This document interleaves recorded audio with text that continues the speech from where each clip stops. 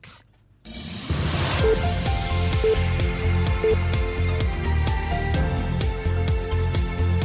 The news is live on Joy 99.7 FM and Hits 103.9 FM in Accra. In Kumasi, we love 99.5 FM and over 30 affiliates across Ghana's 16 regions. Get radio, TV, and online content on the myjoyonline.com interactive app for Android and iOS devices. Coming up, the Ghana Health Service boosts surveillance against the fast-spreading monkeypox as the Africa Centers for Disease Control declares a public health emergency of international concern.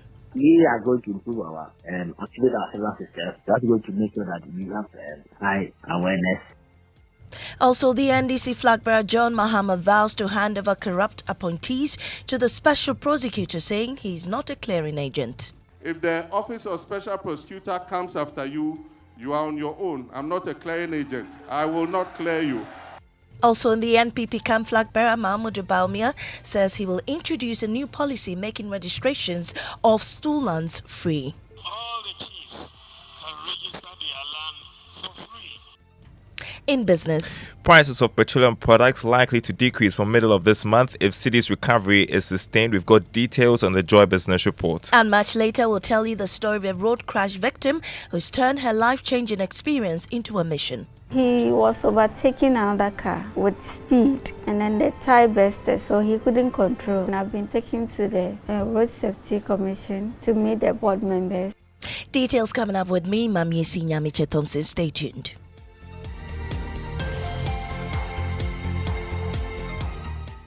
The Ghana Health Service has increased its surveillance in the wake of the fast-spreading monkeypox, also referred to as Mpox, in 13 African countries. This is to ensure the country minimizes its exposure. The disease is a rare viral infection which can be deadly as well. The Africa Center for Disease Control has declared a public health emergency of international concern after a surge in cases this year, especially in DR Congo. The Director of Public Health at the Ghana Health Service, Dr. Franklin Esiedu-Bekwin, is asking Ghanaians to be extra cautious about rashes on their skin. We are going to improve our activate our cellular systems. That's going to make sure that we have high awareness of Ghanaians not to assume rashes on their body to be chickenpox. But then we're going to improve also on our coordination. Meanwhile, Ghana is listed on the website of the Africa Centers for Disease Control as one of 13 countries with confirmed Mpox cases in Africa. But this is being disputed by the health authorities. When you declare a fake, like a lot of resources will come, and sometimes you have to have high alert for that particular disease and consider it as emergency. So that is the situation. We Ghana, our last case was in April 2023, but so far as we have some in the past, we're also going to activate our systems to detect cases and manage them. Election Headquarters is brought to you by Petrosol, CIMA, the Chartered Institute of Management Accountants, AICPA and CIMA together as the Association of International Certified Professional Accountants, also by Chopbox Technologies and Youthbridge Foundation. Now, if you are caught by the special prosecutor, you're on your own. I am not a clearing agent. These are words of NDC flag bearer John Mahama as he reiterated his commitment to fighting corruption if elected as president. Speaking during an engagement with the youth at Bukum to mark International Youth Day, Mahama also promised to exempt canoe and artisanal fishermen from closed season ban. Maxwell Agbagba has more in this report. The crowd at the Bukum Arena erupted with joy as the NDC flag bearer entered the venue. Earlier, the youth wing of the party had hosted him at the UPSA where he launched the Youth Manifesto. Listen to his response in Pidgin when he was asked about the betting tax, the e-levy, and other taxes. This one be the yawa of the day. Boys, they hustle, and job no day. So now the bet, they do small, get money for gobe. You see? So we talk already. Say where we come. The betting tax will go remove them. E-levy too will go remove them. John Mahama reiterated his commitment to fighting corruption, saying future government appointees who are found culpable will be handed over to the special prosecutor. If the office of special prosecutor comes after you, you are on your own. I'm not a clearing agent. I will not clear you. He says a future NDC government will ensure that the observance of the closed season is limited only to big trawlers. There will be no closed season for artisanal fishermen. Meanwhile, Vice President Muhammadu Bawumia says he will introduce a regime that will make registration of all stool lands free, at least at the initial stages of registration, if he is elected president in the upcoming December elections. The Vice President says the new policy of free land registration will form part of a broader plan to document and digitalize every land space in Ghana. We want every chief and everybody to register their lands. And so I am offering a new policy where at the initial setting, all the chiefs can register their land for free. All the chiefs can register their land for free. There will be no charge initially. But when you sell the land, we will collect our registration fee at that point. Mr. Bawumia spoke at the Pentecost Convention Center in commemoration of International Youth Day. Now, the National Lottery Authority has vowed to resist political interference in its crackdown of illegal lottery operations. The NLA has since seen consistent decline in revenue generation from over 400 million cedis in 2017 to 200 million cedis in 2021. Head of Corporate Affairs at the NLA, Mame Kesewa Dolphin, said operating illegally in the lottery space will be made unattractive for such operators. If you don't find your name here, it means they are coming after you. And they are doing this in conjunction with the joint military and police force. And they are closing down your shops. They are taking your books until you come to the authority to be regularized. So this time, they are not taking any calls from the political parties or the influential people, sometimes traditional rulers who this illegal lotto operator.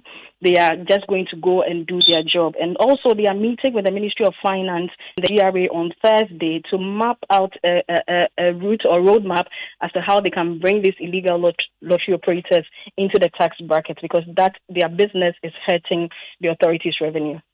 Now, the Electricity Company of Ghana has attributed incidents of overbilling in Kitty South to expired meters and recent tariff hikes.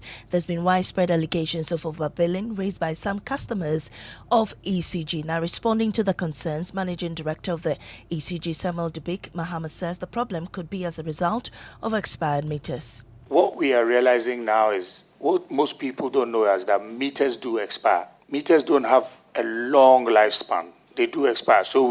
And it's something that is not the fault of the customer. So it's something that we now have to go out there and educate everybody very well. Reflect. And let's also not forget that the PURC has increased tariffs over the period to a total of almost 75%. So it's a conversation that has to be looked at in this holistic form. Now, after a harrowing brush with death, 33-year-old Grace Akosia-Samoa is channeling her experience into a powerful mission of a road safety advocate. My colleague Adobe Osari visited her home and has filed this report read to you.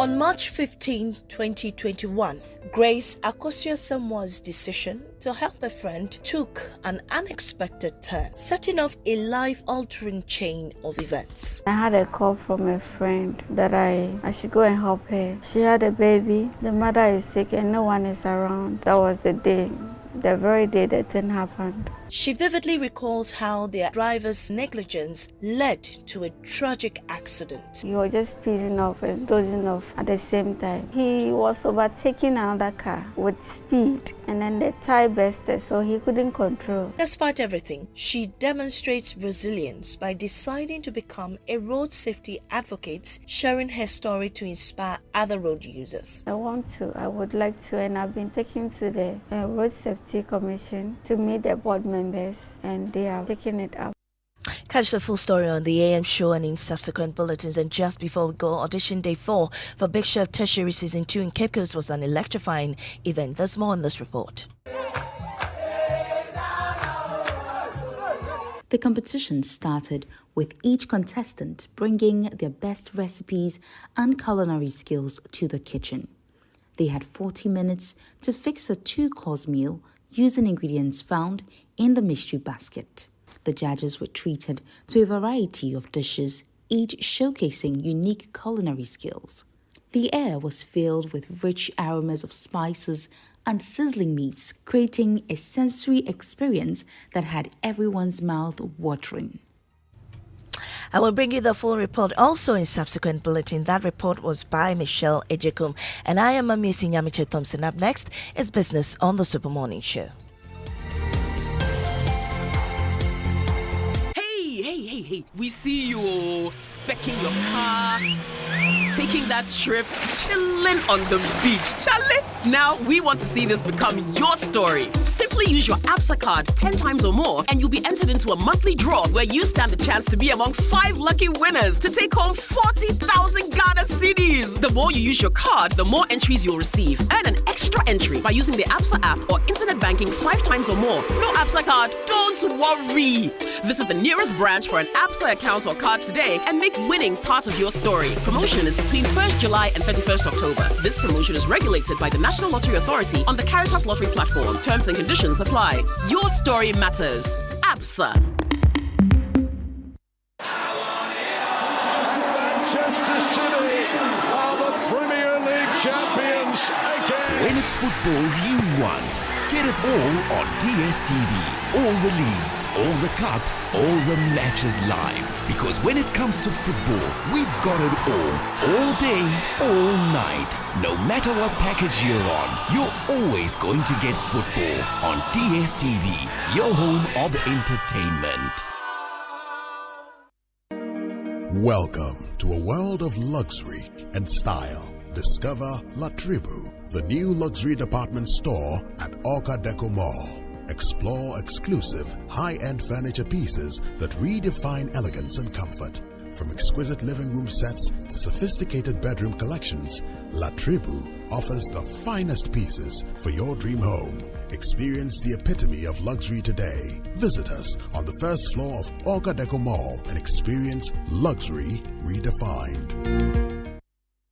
Oh, jump on go. Ah, Gugomi, at what time will you come back where I don't hear the sound of your car? Why you buy new car? No, I don't change my car. It be the same ride. It be the fuel way I change. Way one shouts it. Ever since I started using the all-new Excellium Premium Fuel, fortified with 3-in-1 action. Oh, Joe, now my car they run like electric car. No, it's so. This is the type of fuel where they want to. Cause now engine they cost. Where they want for way if I buy it, it go protect my engine. And with the small way I buy, I'll go drive, sir. Absolutely. It's like strapping a turbocharger to your engine and giving it a protector. And what they bust my mindset be the 3-in-1 action, no? Excellium they prevent up to 99% of deposit. It be anti-wear, some be anti-corrosion. Won't pay when I open there. Hey, so where can I find this magical fuel? Just head over to any Total Energy service station and your car will thank you. Hey, then make a finish my gobe fast, then rush go Total Energies. My friend, but why your hand my gobe inside? I give you info. Make a fill the gobe too small. Go.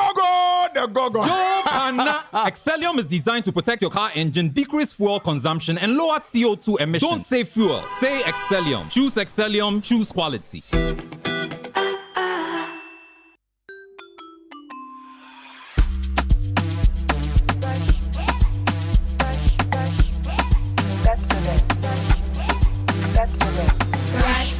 Brush your teeth every day and night.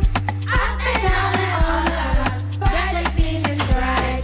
Brush your teeth. Brush with mom and dad. Underneath and in between. Brush the germs away. Pepsodent, cavity protection. For 10 times stronger. This advert is FDA approved. The luckiest. Star 712 hash. Luck is everywhere. For everyone, yeah. Here's to the friends who dialed star 712 hash and found no regrets. To the investors who struck gold. To the health workers who diagnosed luck with precision. To the tough guy who couldn't hold back his tears. To the passionate fan who couldn't contain his joy. To the seamstress who turned her hard-earned stitches into a bundle of happiness. And now, here's to you. Your next big win is right here. Luck is everywhere. For everyone, yeah. The luckiest Dial star 712 hash. Now join in the luckiest winning celebration. Every 1st July 2024. Over dial star 712 hash. Now I can to tickets as a group, individual, and now even as a community. Now win is the prizes are cashier in the community draw or go for the grand draw on the 30th of November 2024. Unlock your luck with star 712 hash. Now join in the winning streak now. The luckiest. Star 712 hash. Luck is everywhere. For everyone, yeah. The luckiest. Yes, Akbafu. Hey, morning, Kujo. Good morning, good morning. So last night, John Mahama was engaging the crowds in Bukom. Very interesting. Listen to this. If the Office of Special Prosecutor comes after you, you are on your own. I'm not a clearing agent. I will not clear you. Okay. That sounds nice. It sounds just as nice as I will use the Anas principle. Remember that one too? I remember that one. And it's just as nice as if you want to make money, stay out of my government. Remember that one too? I do remember that one as well. I mean, it sounds nice. It like does, doesn't it? Yeah. Yes. Until, reality sets in and you realize that they will say anything to win your vote. Exactly. It's a pity. So let's walk the talk then. Well, did you hear him try to speak PG? That was amusing. But you see, that's a gift that he has, right? First of all, he's a polyglot. He speaks many languages, right? Polyglot. Yes, quite fluently. Yeah. He speaks many languages. English. A couple of 2 or 3 languages from the northern part of the country, and then of course he speaks Twi, speaks Ga. I don't know how well he speaks Ewe. And then of course, in the midst of all of this, he throws in some pidgin, right? But he was talking about scrapping the betting tax. Well, the people in Bukom will be excited about that. Yeah. Is it a good idea? Yeah, I don't think so. I don't know. I don't think so. But the politicians will do anything to get close at this time. So. Yeah, he also said there will be no closed season for the artisanal fisher folk. And instead there will be a closed season for the trawlers. Charlie, maybe I don't know how exactly that works. Maybe a bit of a briefing. Yes, maybe a bit of a briefing from the experts might have helped him. The trawlers are not supposed to fish where the artisanal fisher folk fish. They are supposed to fish in separate parts of the sea. Trawlers go deep. Artisanal, they are a couple of a certain number of kilometers from the coast. So no trawler should ever come and fish the fish that artisanal fishers are supposed to catch. It should never happen. I get it. So you shouldn't be giving them a closed season, because the closed season is only for your your part of the sea. He was ill advised then. Yeah. So why are you giving? That means for the rest of the season, the trawlers can come and fish there. They're not supposed to. It's illegal. That's the reason why the artisanal fisher folk are not getting fish, because the trawlers are encroaching in their space. So when you say you give them a closed season, what do you mean? They should have come for some advice from you, could you? Anyway, whom am I, right? Anyway, but I mean, there were lots of things said. Some of them very interesting. The SHS system. Yes. Spending even more money on it. Yeah. But besides that, there were some very interesting proposals that he had. He went over the 24-hour economy thing again, and I mean, there's a lot to talk about there. Maybe we'll spend a bit of time on it on the show today. Yeah. Okay. Well, for now though, the 6 a.m. news came to us thanks to Total Energies. Total, we go the extra mile for you, and Absa Bank Ghana Limited. Your story matters, which now brings us to the Joy Business Report. Bafu and the team standing by thanks to Omnic Basic Bank at your service and Safari Valley Resort, bringing you closer to nature.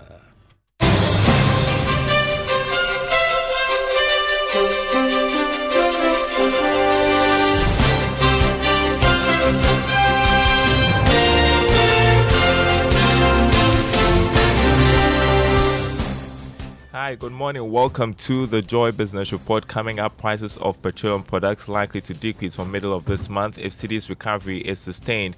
Bank of Ghana clarifies position on currency printed over the past 2 years, putting total amount at almost 1 billion cedis. Plus, Deloitte Ghana fears country's debt to GDP ratio target could be disrupted after IMF program. Details coming up.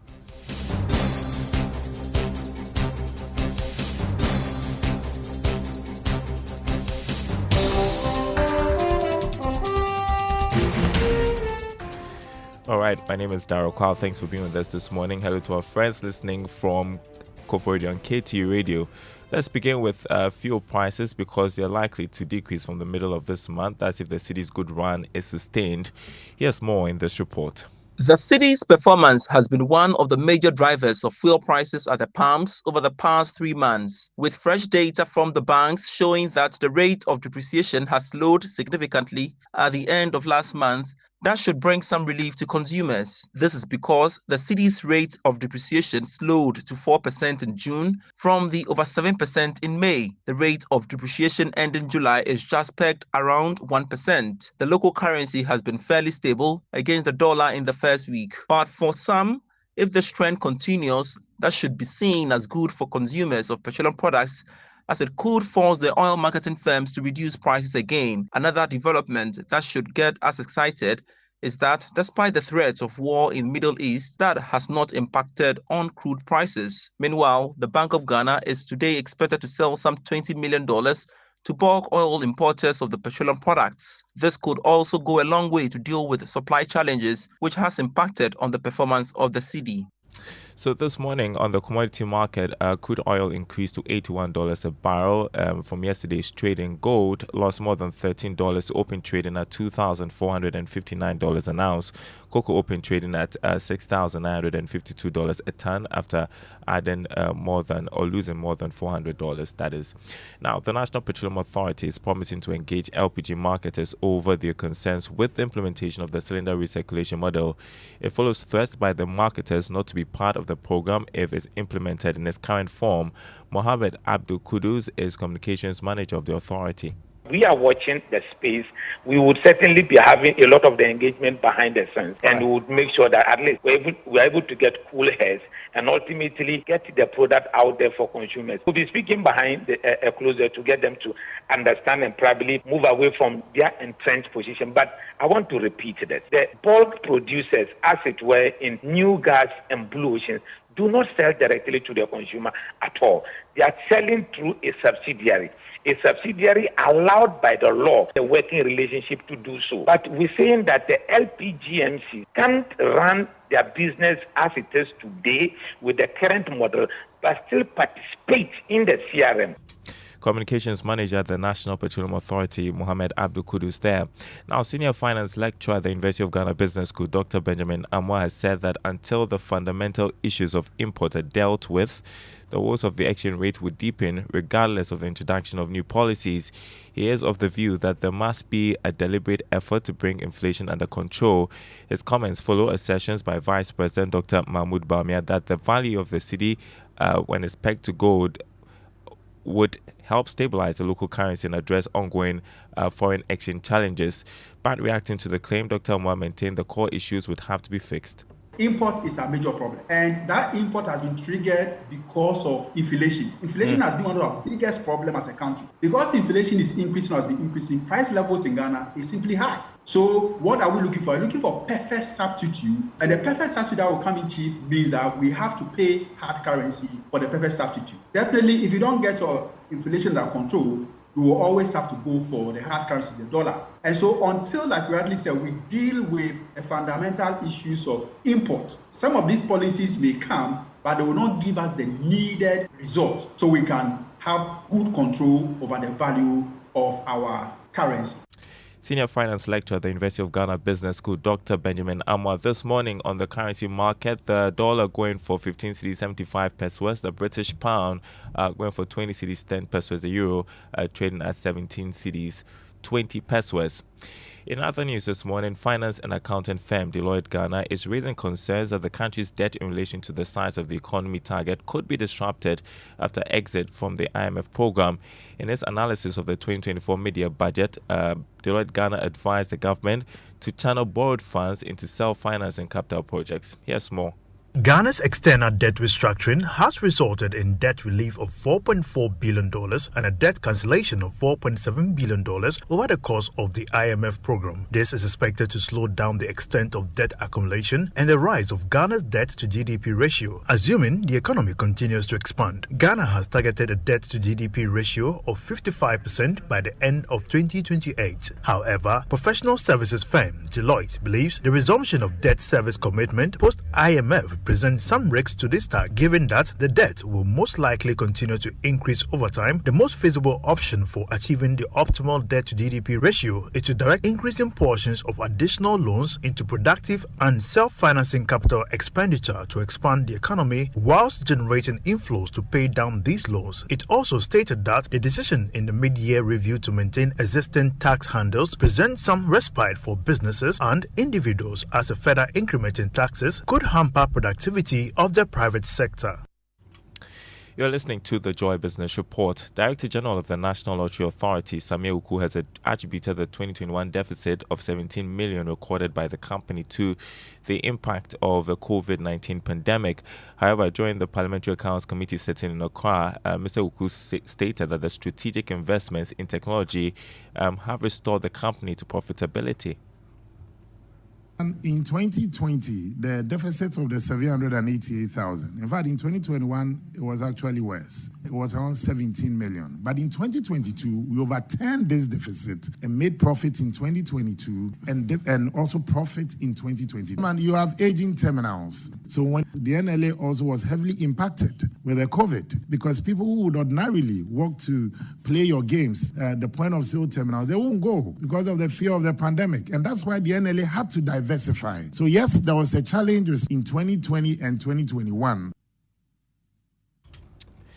You heard Samia Uku, Director General of the National Lotteries Authority.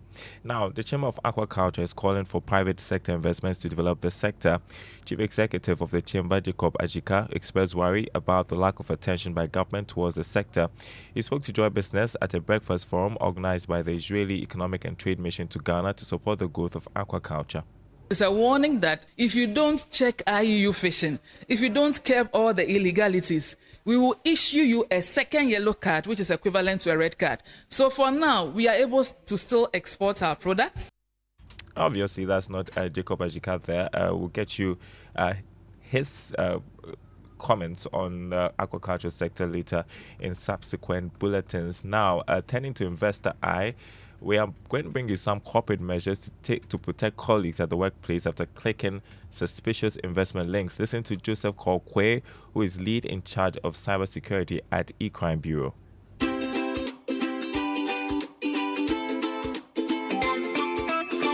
If an individual realizes they have been duped or deceived, there are several immediate remedial measures they can take. Here are some of the steps to be considered. 1. Stay calm and control your emotions. It is important to remain calm and composed when you discovering that you have been duped. Losing your control can sometimes further mistakes or impulsive decisions. 2. Gather evidence. Try to gather all available evidence of the deception. This includes any documents, email, message, or other form of communication that can support your claim. Take snapshots, that's screenshots, photos, or make copies of relevant record to preserve the evidence. All right, Joseph Kolkwe is lead in charge of cybersecurity at the E-Crime Bureau. And before we go, this.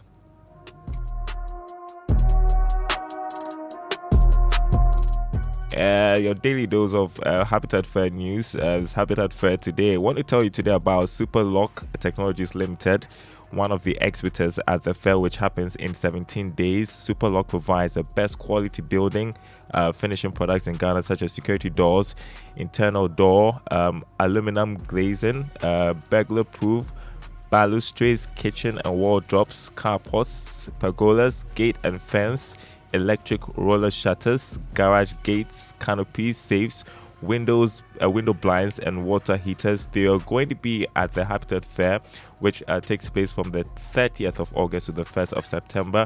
You can check them out on their website, superlog.com. Also on social media is Superlog Ghana on Facebook, Instagram is superlog_Ghana on YouTube, Superlog STL. Remember that this is the 15th edition of the Habitat Fair. It's brought to you by Joy News in collaboration with EcoBank Ghana, and the theme for this year is Get a House, Make It a Home. There are going to be scores of exhibitors. You want to mark the date. It's in 17 days. The Joy News EcoBank Habitat Fair. And that's it. Do make a date at 8 for a summary of news on the Joy Business Minute. Up next, though, is more of the Super Morning Show with Koji Angson and the team. Yes, that's me and the team. By the way, today's inspirational song, Miracle No Day. Okay. Yes. No, Miracle No Day, Tire Jesus. Yeah. Yes. By a young man who has helped to reduce the number of Ghanaian women in need of marriage. Yes. Moses Bliss. He has done well, hasn't he? What a way to put it. I mean, he has done well, hasn't he? Well, he has. Yes. Congratulations to him. I'm sure he's still in sort of the honeymoon period, isn't he? Yeah, he is. Yes, okay. Well, he should enjoy her while we enjoy his music. Alrighty.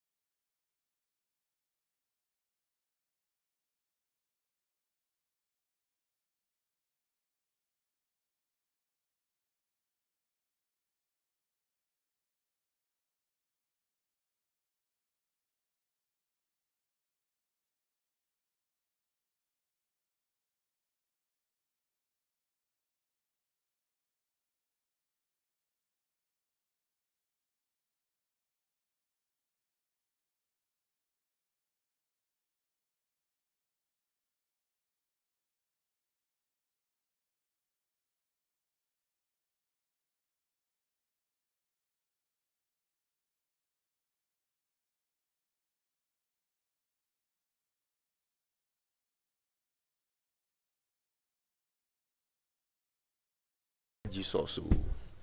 Hello, Ray. Yeah, turning water into wine. Mm-hmm. Which one do you remember? Raising the dead, healing the sick. Yes, he did a lot. The dead. No. Walked upon the sea. Who's the dead? Lazarus, wasn't it? Yeah. Yes, it was Lazarus. Yeah, I'm still happy that your faith is founded. Good morning, my dear friend. You see, this is how people mistake Chew and Paul for understanding. So you just remembered the Chew and Paul you did years ago. He's impressed by the fact that I remember things, and he thinks that is an indication of my faith. Okay. Yeah. It's founded in Chew and Paul. No. In Christianity. Okay. Yes. Sometimes you retire from the religion and you come back. So I have never retired from Christianity. I've always been a Christian. Oh, I see. Yes. Okay. Is the baptism that's the problem? Not necessarily because of what I remember, but because of what I experienced. That's why I'm a Christian.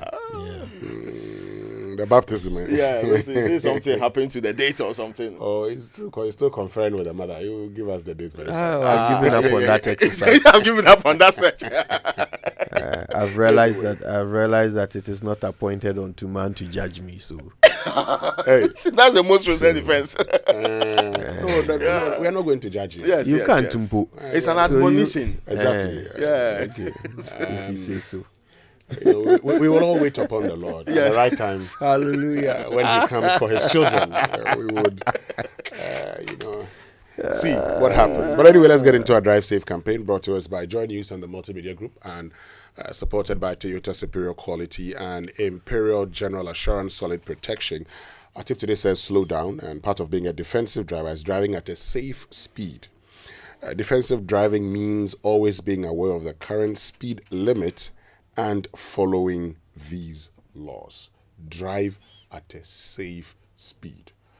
Okay, and so when you're driving, I'm sure when you get to something, you'll be told the limit 80, sometimes 50. Please go according to these limits. Anyway, that's our Drive Safe tip for today. So we can now learn how to say it right, and it's brought to you by Kingdom Books. Kingdom quality and affordability are their hallmarks, and Societe Generale Bank Ghana. The future is you. Something must be done. You say either, I say either. You know, last night I remembered yet another common expression made up of words with meanings that cancel each other out. Here it is. Unexpected surprise. Now that's definitely a redundant phrase. If it's a surprise, then it is by definition unexpected. To say it right, you could either say an unexpected gift or a surprise. No need to say them both.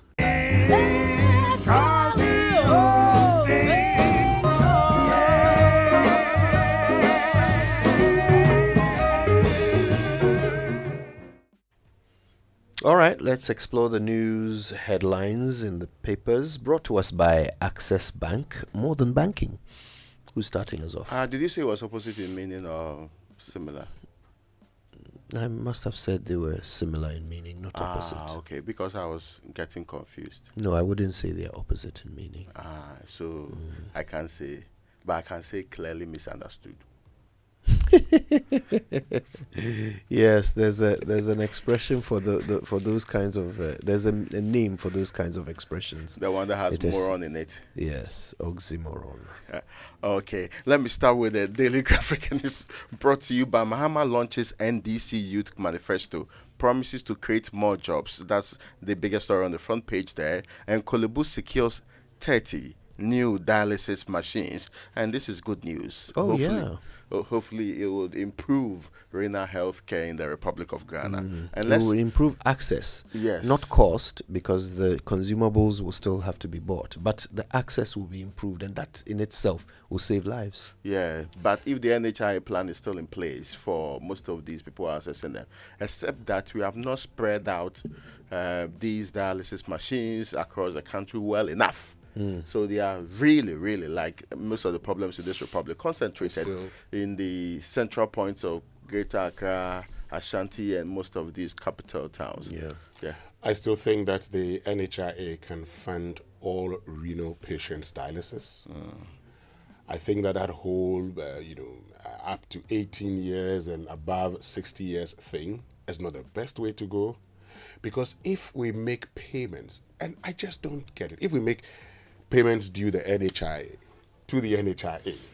they can take care of these things. And the last time I met That Dr. I agree perfectly. The last time I met Dr. Abuaje da Costa, he said, we tried, and I said to him, Dr. Abuaje da Costa, how much is your training and conferencing budget?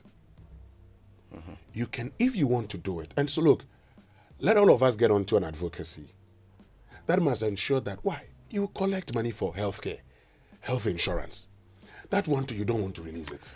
I asked the Deputy Finance Minister this question. He says he has not seen the proposal. I said, no, but why do you need a proposal? Why do you need a proposal? From the NHI to do with this? No, why do you need a proposal? What is the point of the thing you are collecting? You collect revenue. What is it for? As an institution. Yeah, and you want a proposal. Yeah, so hopefully, anyway, we can get well. But you have capped the thing. Yes, but you have capped the thing so that you can use some for whatever you like. What is left to you are the one determining when to release it. What else would you do with it apart from release it? What else? And I think we've been very patient with central government on this matter. No. At least this they should point, be able to explain to us. Unjustifiable. I mean, not even explain to us. Health funding is always important. In the UK today, they are even discussing exploring other means of increasing funds for the sector. We should be doing the same thing rather than reducing it and complaining later on that we cannot take care of things that are important. You get my point? I get you. But you see, this is the other problem, and that's why I agree with Professor Kofi Abuchi when he says the missing link in our democracy is Parliament. The problem is that if the finance minister comes to Parliament with a formula and refuses to go according to that formula, Parliament should be calling him before Parliament and actually dealing with it. However, Parliament goes to sleep all the time. Then we will come back and say, Mr. Speaker, the last time they allocated this, we didn't do it, so going forward we must ensure. What is going forward? Imagine. The right things must be done. So, again... And you see, appropriations is a bill. Yes. It's a law you pass. Exactly. Asking somebody to act in a particular direction. The person goes according to, or not according to the law.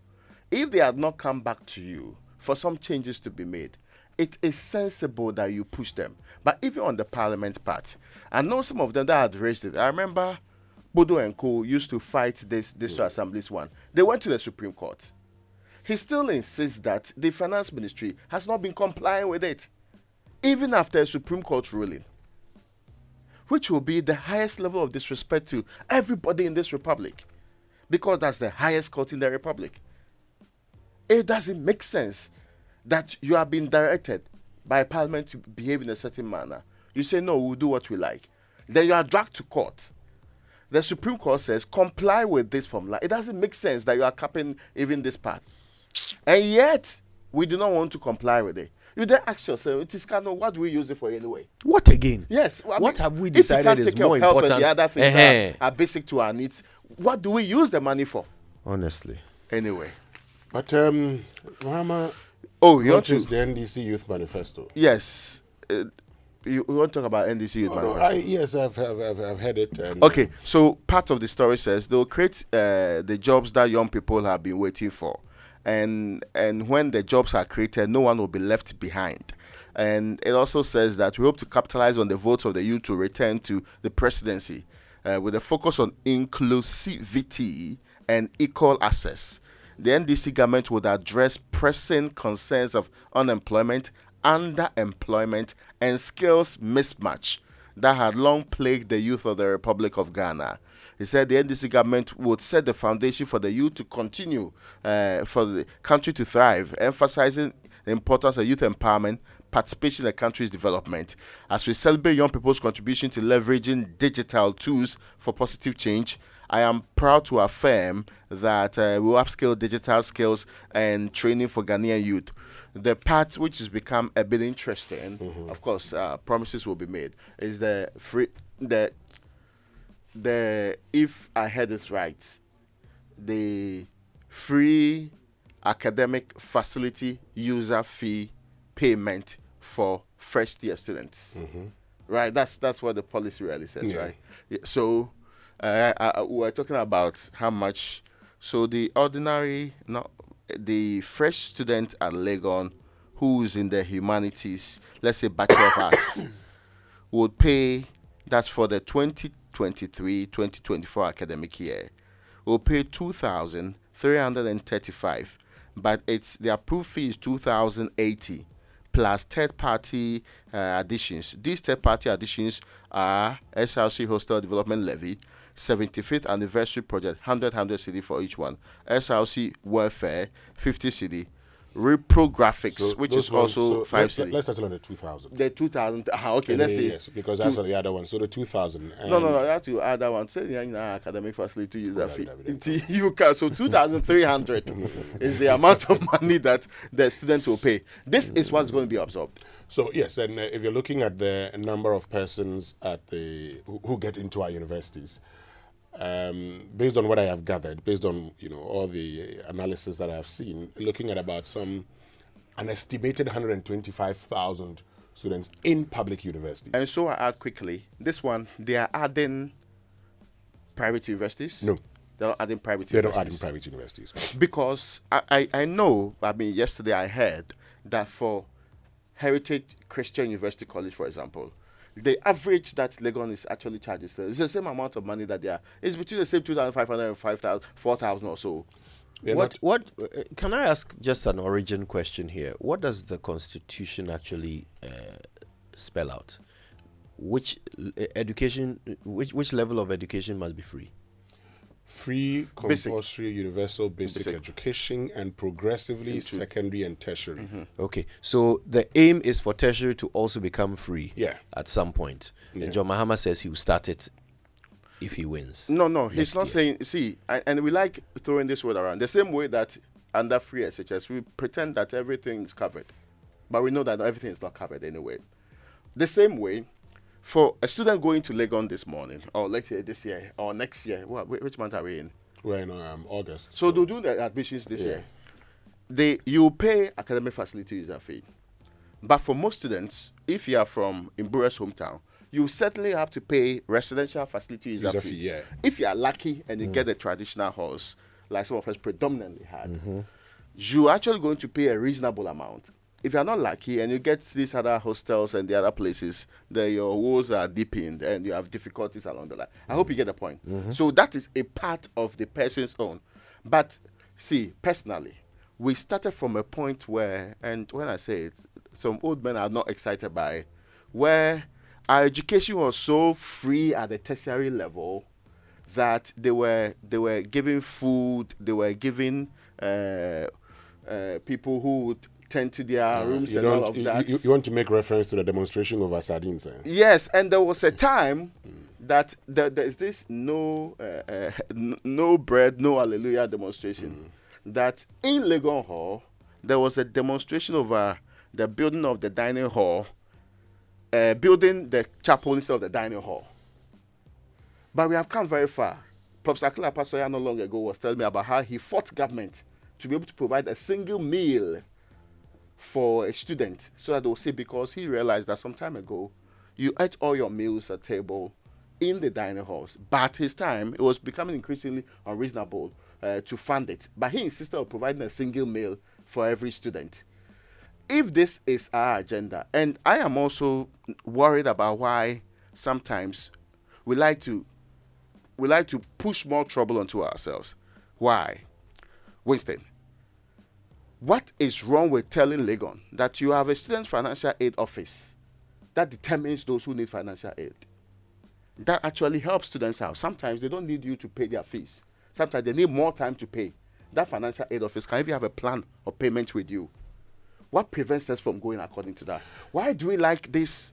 We just wake up and say, oh, free SHS, then everybody is excited. And the minority and the opposition for the past 8 years have been criticizing this government for not targeting free SHS, for not setting it up in such a way that it is only the poor who benefit. They keep quoting Ken Ofori-Atta's own words when he said that his children, don't need free SHS.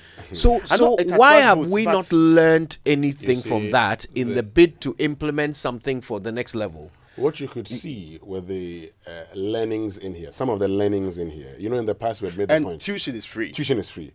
So we had made the point in those days that you don't go into a free SHS where boarding is discriminatory, for instance, and so some people get boarding, others do not. This one, you have academic facility user fee. It means that when it comes to residential facility user fee, you'd have to pay. But this is the other point for me. Just as we said when it comes to free SHS, I think that there are people who may need this more.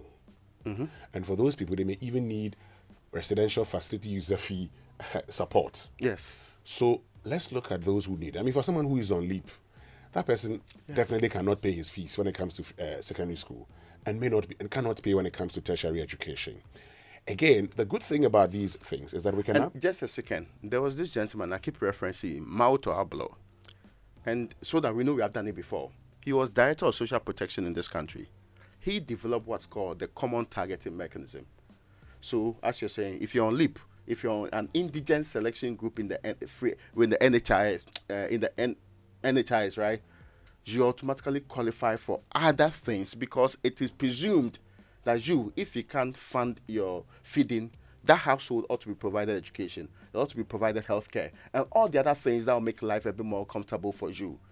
I have no problems with extending that everybody who's coming from a household that's already on this one deserves to be paid for along the line. I cannot understand how people who are funding their children's education elsewhere, who are taking their children on vacations outside this country, should be made to feel like they are being helped in education by being given some of these things. We'll talk more about this. The money could go to expanding how many people get into University of Ghana Medical School. We'll talk about this later on because, yes, we need to look at the means testing. But, of course, the expected, budget is about 200 million a year. Not so much. So. No. Okay, you lift 200 million and drop it into University of Ghana Medical School. And see the wonders it will do for people. The Ghanaian Times this morning says, commit to anti-corruption issues, coalition demands from political parties. At NDC's Youth Manifesto launch, will create the jobs for you. Mahama assures the youth. He's also been talking about scrapping the e-levy and the betting tax.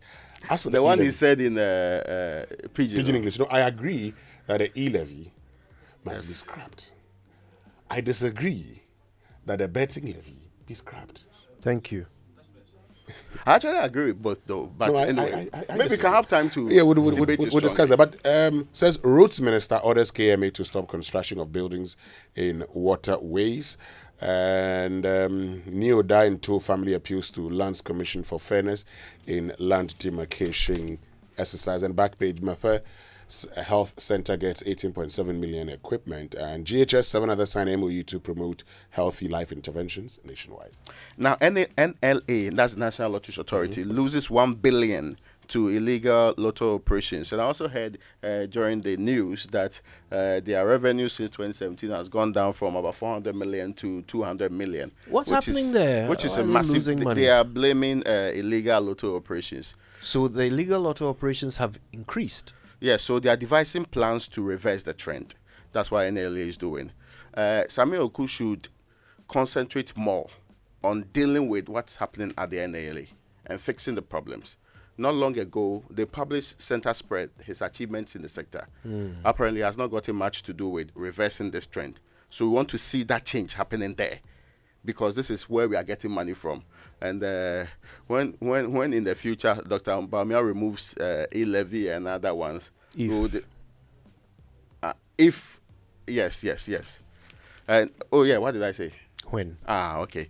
Stop threatening violence. Peace Council urges political parties. Move on. Why are you smiling at me like political parties? That's what Peace Council is saying. Stop threatening violence in this country. Anyway, that's also on the front page of the Daily Graphic. Can I quickly run through, guys? Sure, you can. Yes, Baumia's digitalization agenda is a game changer. This ex-Canadian minister and Tony Peter Clement and Dr. Bamia on the front page of the paper. And digitalization agenda. I will empower the youth. It's also on the front page here. Mahama's free 1100 policy stokes fire. NPP will win 2024 elections. That is vice presidential candidate or running mate of Dr. Mahmoud Bamia, Dr. Matthew Opoku-Prempeh on the front page here. Now, the Economy Times this morning says Ghana's gold reserves hits 65 tons. Utility tariff, fuel price, and exchange rate threaten inflation outlook. Of course, we all know this. It comes with a photograph of the governor of the Bank of Ghana, but that's why people are in authority. They must fix these things. They mustn't be explaining them to us. All right, the online review brought to us by Zenith Bank in your best interest and Goyle Good Energy, Yenhara Yendia. And my Joy Online has lots of stories for you. The top one is Mahama pledges alternatives to controversial betting tax. All right, time for the BBC News. Then that comes thanks to Fidelity Bank, believe with us, and Old Mutual. 10 years of greatness in Ghana, here for a lifetime. Prestigious Ghana Energy Awards until August 30th. Under the theme, the role of local content in building Ghana's energy sector. Categories for this year include the Energy Personality of the Year, Energy Company of the Year, and many more. Visit www.GhanaEnergyAwards.com. Endorsed by the Ministry of Energy and the World Energy Council Ghana. Media partners, Joy FM, Graphic News Plus. For sponsorship inquiries, please call 030-3940-300. Ghana Energy Awards, 8 years of redefining excellence. Beautiful people, we are live in town, soaking in the excitement about the partnership between Access Bank and PABS, revolutionizing the way people move money across Africa. Let's hear directly from those reaping the benefits. It's a relief. Anytime I send money back home, my family receives exactly what I send them, instantly. I'm studying in Ghana, but originally from Nigeria. With this service, my parents send my school and hostel fees directly, and they do it with so much ease. I run a fashion business. Let me tell you, sending and receiving money across Africa without those annoying forex fees has really cut down our operational costs. Benefit from instant payments across Africa with zero foreign exchange hassle. Visit our website www.ghana.accessbankplc.com or call our toll free on 0800 00 4400 for all your cross-border payments. Pass it with Access Bank. Access Bank, more than banking. For decades, we have helped businesses connect with their trade partners all over the globe. From Ghana to Burkina Faso, Cote d'Ivoire, Benin, Togo, Senegal, China, Morocco, France, Netherlands, and many other countries. We have made it possible to bring Ghana to the world. We have brought small and medium businesses closer to their customers across the regions in Ghana with our SME support facilities. We have brought relief and smiles to the faces of families with our employee personal loans. With our cutting-edge technology and digital support, we take the burden of complex thinking off you, making life simple. That is who we are, as close as a partner. Bank of Africa. We are indeed the African bank with the global reach. Goyle, anytime, anywhere. From Wa to Tumu, na Vrungo to Bolgatanga, Tamale to Salaga, it's Goyle. Nkuranza to Banda, Kumasi to Abwasi, Tadi to Cape, Orapkodo, Tama to Ho, Accra, and all over Ghana. Goyle brings you quality choices. Fuel up at any Goyle station near you. Goyle Good Energy. Yeah, yeah, yeah.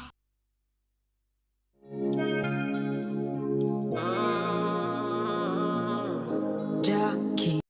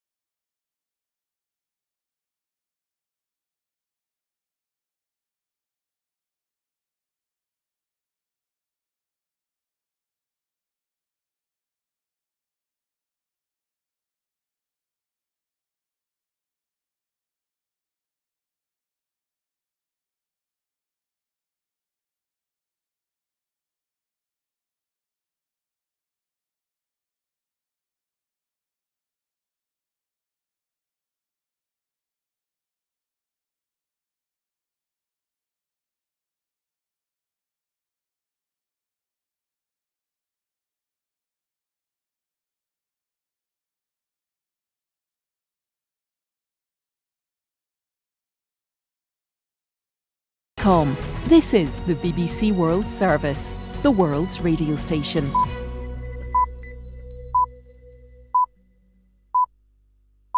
On Going Bananas on the BBC World Service, we unpeel the truth behind the future of the world's most popular banana. It's called the Cavendish, and it finds itself under attack from a killer fungus known as Tropical Race 4. It travels through the soil at lightning speed and can wipe out entire plantations. No wonder Colombia declared a state of emergency when it first appeared there. We hear from banana producers waiting for the fungus to strike. It's difficult to imagine what we'll do if we couldn't grow bananas. In this programme, I'll be travelling to Austria, where nuclear scientists are hoping to save the banana by creating mutant strains that could be resistant to this deadly disease.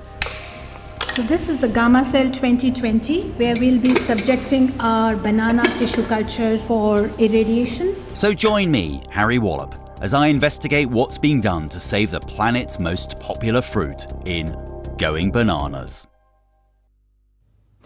Hello, I'm Emily Thomas with the BBC News. Donald Trump has said that he will return to the site of an assassination attempt against him for a rally in October, weeks before the presidential election. The Republican presidential candidate announced his intention to go to Butler, Pennsylvania, during a conversation with Elon Musk, which was live-streamed on X to an audience of several million people. Our North America editor, Sarah Smith, has this report. After an embarrassing delay which Elon Musk claimed was the result of an online attack on X, he and Donald Trump launched into a rambling conversation that lasted more than 2 hours. Mr. Musk enthusiastically agreed with the former president on immigration, education and foreign policy, with both men insisting America needs a leader who appears to be tough and intimidating. Donald Trump has struggled to adapt his campaign to his new Democrat opponent, Kamala Harris. He did attack her as a radical left lunatic who is soft on crime and immigration, as he repeated his claims that other countries are purposefully sending violent criminals and mentally ill people to America. President Nicolás Maduro of Venezuela has accused the opposition of financing and organising violence during the past 2 weeks following disputed presidential elections. During an emergency cabinet meeting, Mr. Maduro urged the justice system to use an iron fist to punish the opposition leaders, who he blames for the deaths of at least 25 people. Villagers in the Colombian state of Guaviare have freed 66 soldiers they'd been holding hostage over the weekend. On Friday, a group calling themselves the Peasant Guard had kidnapped the troops along with 40 others who were freed the following day. The villagers are thought to have acted under the influence of a dissident rebel group. The Israeli military says it's at peak alert for a potential attack from Iran. Both the US and Israel warned that Iran may launch a major attack on Israel as soon as this week. Iran blames Israel for killing the Hamas leader Ismail Haniyeh in Tehran last month and has threatened to retaliate. On Monday, leaders of the US, France, Germany, the UK and Italy urged Iran to avoid a military escalation. Yolande Nell reports. The Israeli military says it's monitoring developments, but hasn't changed its safety guidelines to the public. The US, which has sworn to help defend Israel against what it has said could be a significant set of attacks, has built up its military presence in the region in the past few days. Last night, after issuing a joint call with the leaders of the US, France, Germany and Italy urging Iran to stand down its ongoing threats, Keir Starmer spoke directly to the Iranian president for half an hour. Downing Street said he'd told Masoud Pezeshkian that amid rising tensions there was a serious risk of miscalculation, adding that a wider regional war was not in anyone's interests. You're listening to the latest world news from the BBC. Mercedes-Benz Korea has said the battery in an electric Mercedes that burst into flames in a car park outside Seoul last month was made by a China-based manufacturer, Ferasis. The fire, caught on dramatic CCTV footage, damaged nearly 150 vehicles and led to outrage, with some car parks banning electric vehicles. The International Atomic Energy Agency says its inspectors have checked a damaged cooling tower at the Russian-controlled Zaporizhzhia nuclear plant in Ukraine, but could not immediately determine the cause of a fire there at the weekend. The nuclear watchdog said the inspectors found no immediate sign of tyre or drone remains at the base of the cooling tower. Russia had blamed the fires on explosions caused by a Ukrainian drone attack. A seaside area to the east of Athens is the latest to be evacuated as pockets of fire continue to burn. Nea Makri is just one of the suburbs of the Greek capital to be hit by the blaze. The body of a woman was discovered on Monday in northern Athens. Jessica Parker reports from Athens. A body believed to be that of a woman was found inside a shop in the Vrelisia area. It marks the first known fatality of these wildfires that began in the East Attica region on Sunday. Last night, fire services said that while there was no longer one main active fire front, they were continuing to tackle hotspots and that conditions remained dangerous for the coming days. This morning, there's been another evacuation alert, this time for part of the seaside town of Nea Makri, just east of Athens, as fire pockets continue to flare up. Scientists in Africa are expected later today to declare a public health emergency over concerns about a new outbreak of Mpox. Cases of the highly infectious disease have spread quickly this year after first appearing in the Democratic Republic of Congo. World News from the BBC.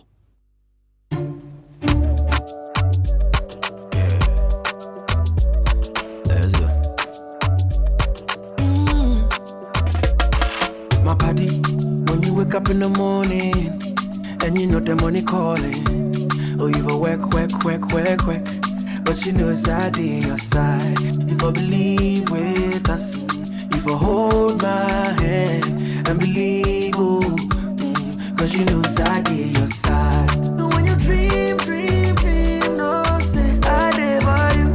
And when you hustle every day, many wanna go. Anything you do, I live for you. Many want. If I believe I live your side, fidelity. If I believe with us, fidelity. If I know I live your side, fidelity.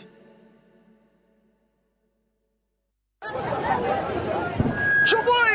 Yeah. We have a new leader in town. OBRNTA. Amafo. Madam was Sibebre. When him say my baby, maybe mamu more charcoal for whiter teeth. More charcoal. Not only that, maybe mamu lemon. More lemon. Zinc for fresher breath. More zinc. And fluoride for stronger teeth.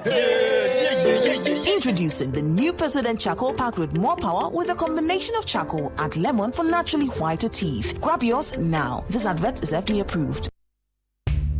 Enhance your business operations with the HP Color LaserJet 150NW printer. You can print, copy, and scan up to 19 pages per minute with high-quality mobile scans or customizable shortcuts in the HP Smart app that delivers effortless use from wherever you work so you can focus on growing your business. Take advantage of its Wi-Fi direct printing and intuitive touchscreen, which are both designed to simplify your day. With the HP Color LaserJet 150NW printer, experience fast and easy setups and improved overall printing efficiency with a 20,000 page duty cycle built to keep you and your business secure and moving forward with embedded security that is pre-configured out of the box to detect and stop attacks. The HP Color LaserJet 150NW printer is available at all Kompu Ghana stores. Visit CompuGhana.com or call 0302 752 020 for more information. It's the most action-packed breakfast show in town. The hottest music, the best giveaways, the great interviews, and all the laughter and fun you can imagine. Don't miss the Super Morning Show on Joy 99.7 FM. It's the best breakfast show in town.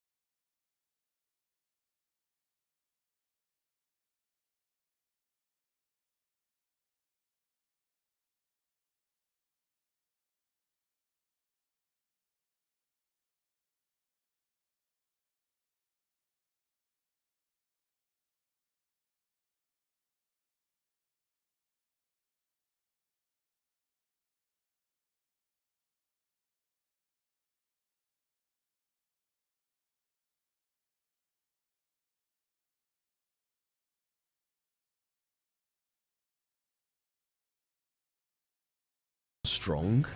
What do you guys call him? Kojo Awude. But you have a nickname for him, don't you?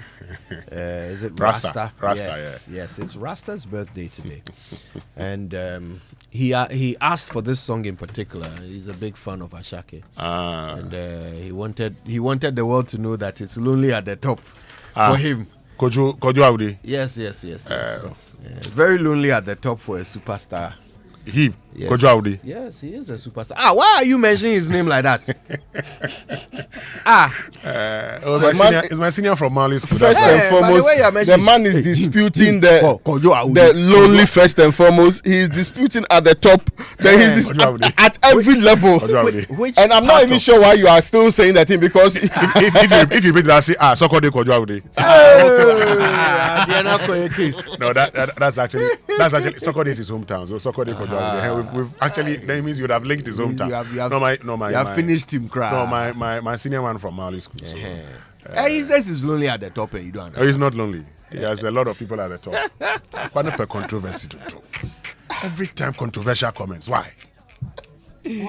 People cannot express themselves in this republic again without controversy. Is that what controversy? Anyway, I'm glad the controversy is there. Anyway, today is his birthday, and of course, we are wishing him a very, very happy birthday. Kojo Armstrong. Kojo Awude, yes. Of where? Sokode. I'm just hoping that he doesn't go and tag me. You are dead. You are dead. Happy birthday, Kojo. All right. Okay. So it's the Super Morning Show on Joy. We've got lots to get through this morning. And listen, while we're at it, let me remind you, in addition to talking about John Mahama's town hall meeting last night, we also have a special guest today. We will be talking a little bit about the mining sector as well. So stay tuned for that and more. All right, shall we get on with it? Yes, let's definitely get on with it because there's lots of things to talk about. Haven't launched the Youth Manifesto, and earlier we started talking about it during the news review. We've asked the question whether today the need of the Ghanaian university student or prospective university student is to have level 100 fees paid for him. And we want to hear from you, okay? We do this because of you, and so we want to hear from you, want to know what your thoughts are. Some of you have talked about means testing. How about means testing to know those who need it? So in that case, it doesn't have to become a level 100 thing, but level 200, 300, 400. But there's been the other point about, okay, so students' loan, for instance, will take care of it post level 100.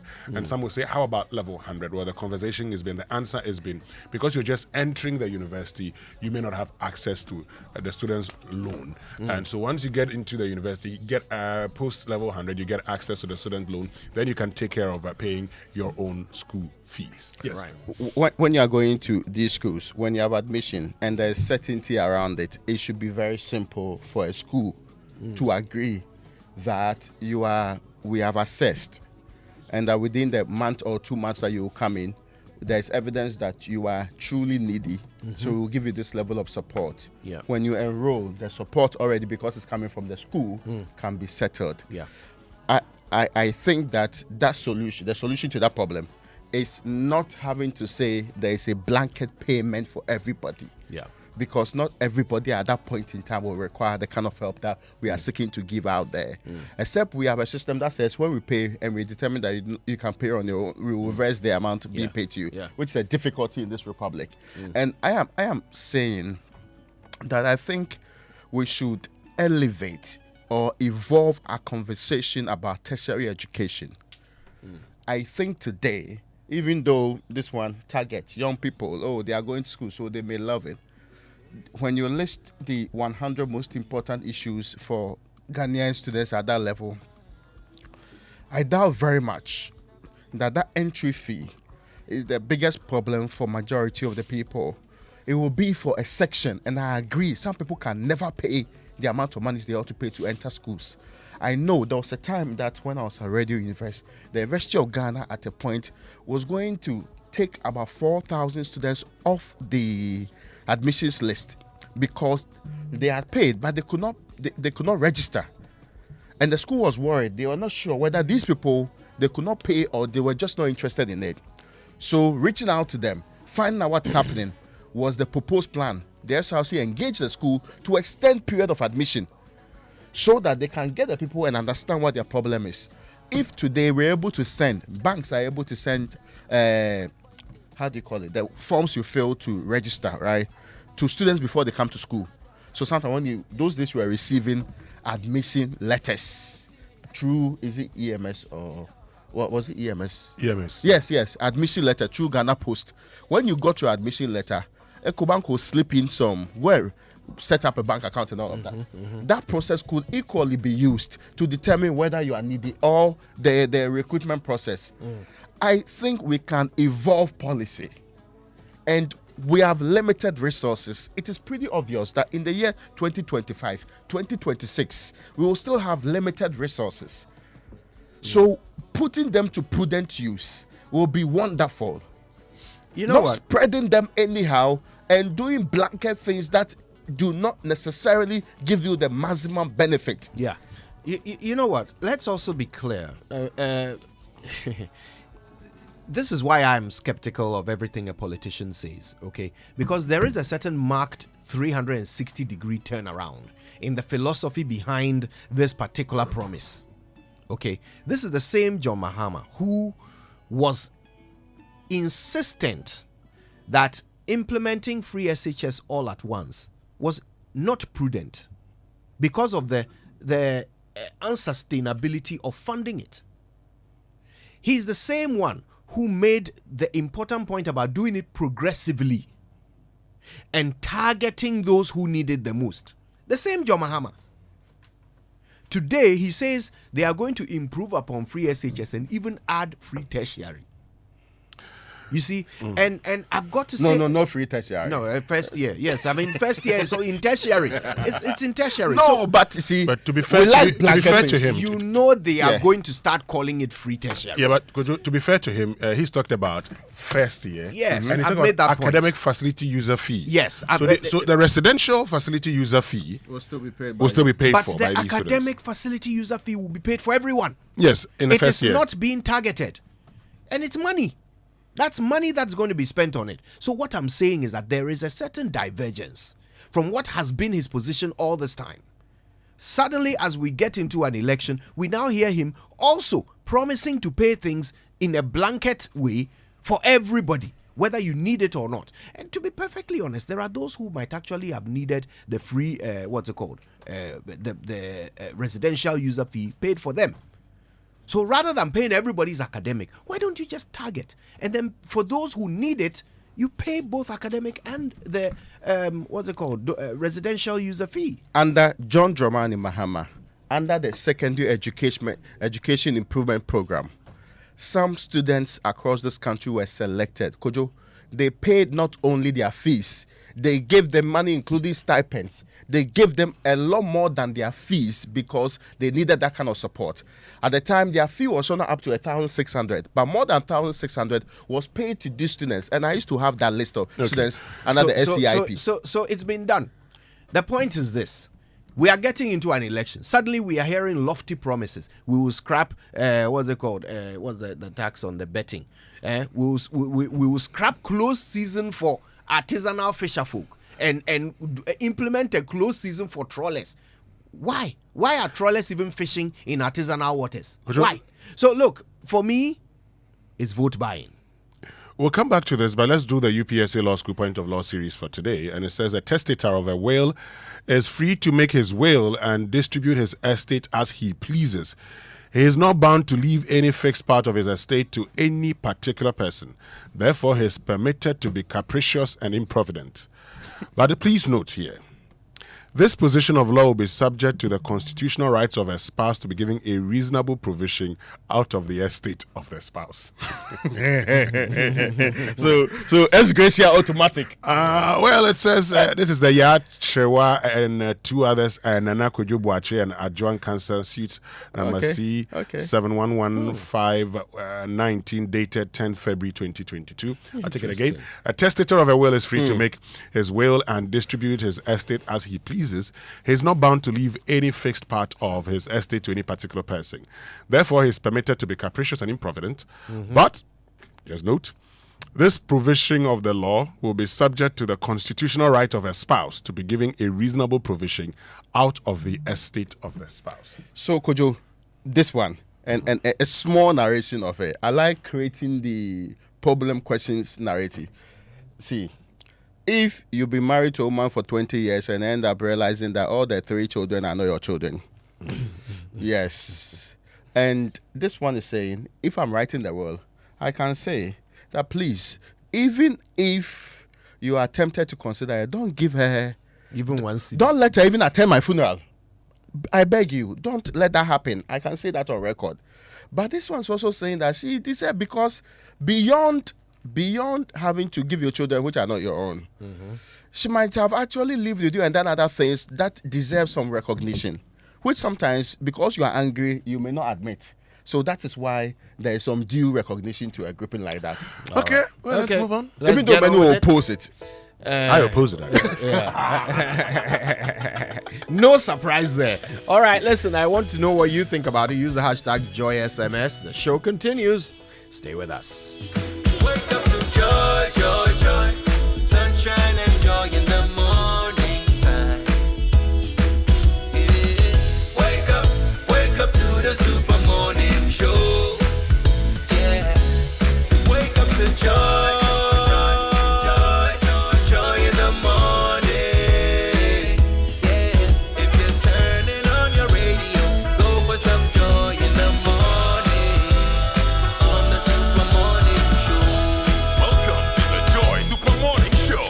All right, now listen, what is luck?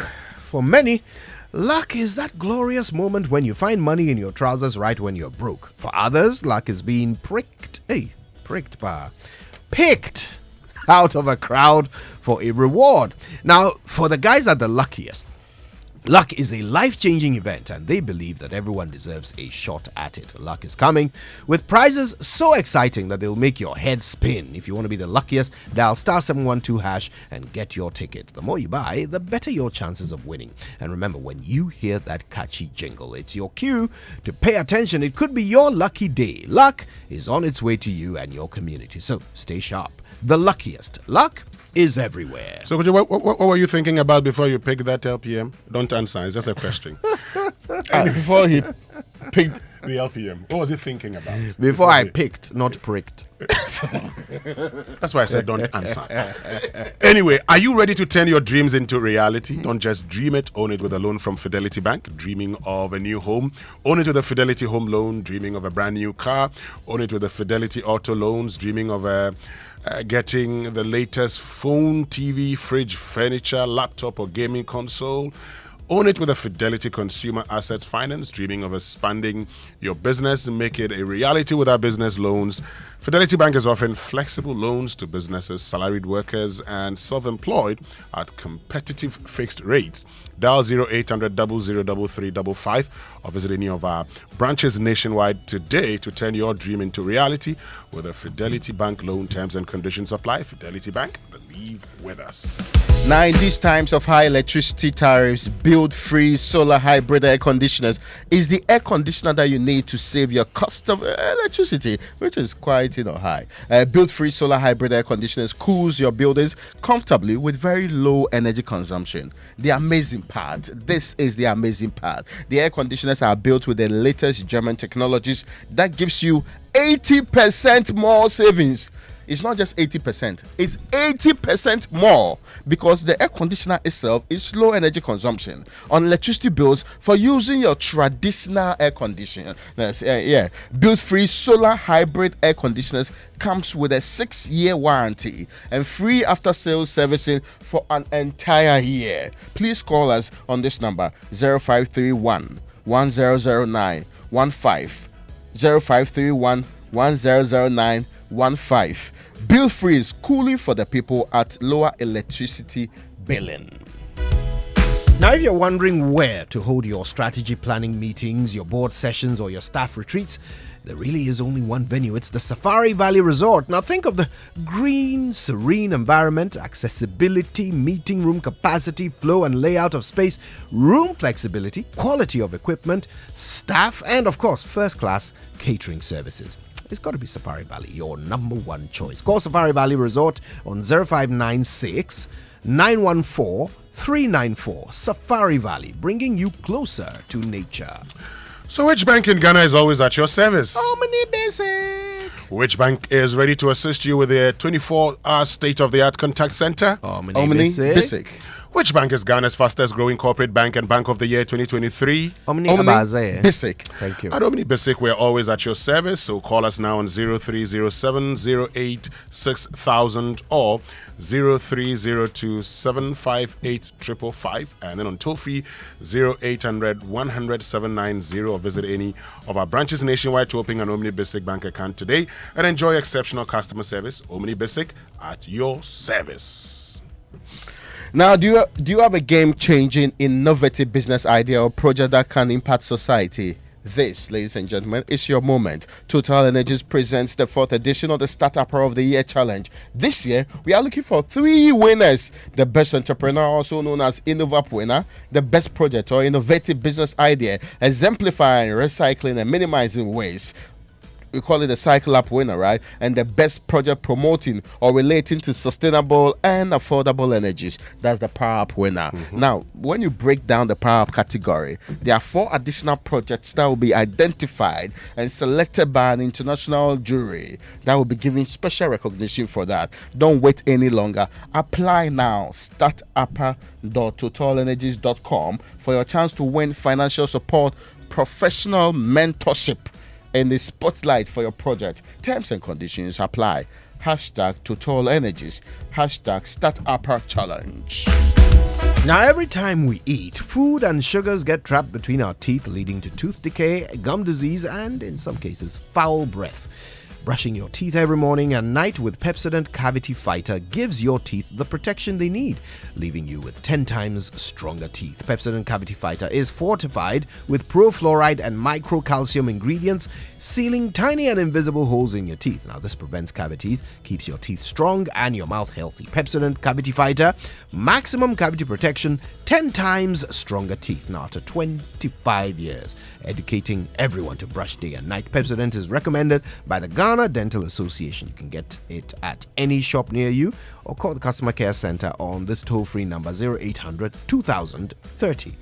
Always remember to brush your teeth in the morning and before you sleep at night. Pepsodent. Every smile matters. So where are you headed today? You're going shopping at the mall, or you're buying fuel for your vehicle, or you're enjoying your favorite meal at a restaurant, or getting some home essentials at your favorite shop, or you're shopping online for the things you need. Wherever you go, whatever you're doing, do it with the SG Visa card. The SG Visa card is your best option to make payments for goods and services online and or anywhere with a point of sale machine. Enjoy a world of amazing opportunities available with the SG Visa card. Go about your business anywhere in Ghana with the comfort and security of your money available to you always. Make your life easy and use your SG Ghana Visa card today. To find out more, call 0302 214 314. SG Ghana, the future is you. Now, this is new and also has you in mind Imperial General Assurance bringing you the collision insurance policy. Yes, now we give you insurance beyond the road. This is the collision insurance from Imperial General. It gives you protection in the event of a collision with another car or an object. The policy offers 1. Repair of your damaged car parts resulting from the collision. 2. Hospitalization benefits if you are admitted beyond 3 days. And yes, you need not be involved in the accident to benefit anyway. And 3, all third-party benefits. So whether you're a taxi driver, a trotro driver, or you drive your own private car, collision insurance is for you. Sign up for the collision insurance motor policy from Imperial. Call us today on 0577 667 436 or talk to your broker or any of our agents across the country for further details. You can also follow us on all social media handles now. Terms and conditions apply. Collision insurance. Insurance beyond the road. Imperial General Assurance. Solid protection.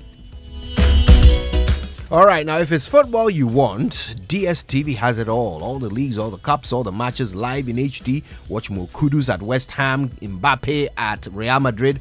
All day, all night, no matter what bouquet you're on, you get to watch football. Renew your subscription by dialing *759# and follow the prompts. This season promises to be exciting. DSTV, your home of entertainment. Hello world, let's help you check your dream locations off your bucket list. Make your travel dreams a reality with Access Bank. Our aviation and hospitality desk is designed with you in mind. Let's help you book and pay for your ticket and secure travel insurance, whether it's a tropical escape or a visit to family. Access Bank has you covered. Avoid the hassle. Book your next flight with Emirates, South African Airways, Air Peace, or Africa World Airlines through Access Bank. Our 55 branch network gives you convenience, easy payments, and security. Also pay for your Qatar Airways flights with your Access Bank Visa card and enjoy up to 12% off. Visit africa.visa.com to register. Visit our website ghana.accessbankplc.com or call our toll-free number 0800 004400 for more information and assistance. Access Bank, more than banking. Very, very important public service announcement. Toyota Ghana has expanded this vehicle lineup with 3 new models. The first one is the all-new Toyota Vitz, a stylish, highly fuel-efficient A-segment passenger car with a compact design suitable for urban travel. Now, for safety, it has a wireless door lock, an ultra-modern anti-theft system, and an ISOFIX child-resistant system.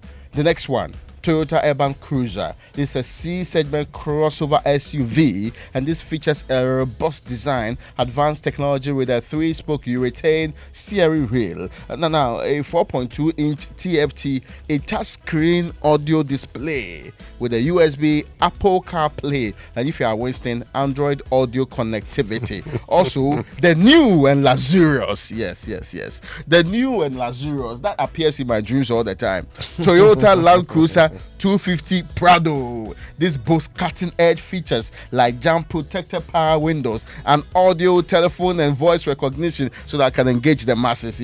Steering switch, a UV cut sun, a moon roof, an ultra-modern immobilizer, unmatched off-road capabilities, and a strong presence inviting you to embrace adventure and luxury like never before. The 3 new additions to the Toyota range aim to provide the very best value for your peace of mind and also uphold Toyota Ghana's commitment to offering the very best vehicle purchase and ownership experience. Whether you are navigating the city, embarking on an adventure, or accepting luxury, Toyota Ghana has a vehicle that meets your needs. Now, visit Toyota Ghana's branches in Accra. There's one in Tema, Kumasi, Takoradi, Takwa, and Tamale. Or just stop by calling 0302 910 204 for the unique Toyota experience. Toyota, superior quality. All right, don't forget to go to kingdomstoreonline.com to pick up your office essentials, equipment, furniture, and stationery from Kingdom Books. It's all very well priced, and you can pay by Momo across all networks. They'll deliver to your home or office, and if it's in Accra or Tema, free delivery. Terms and conditions do apply. At Kingdom, quality and affordability are their hallmarks.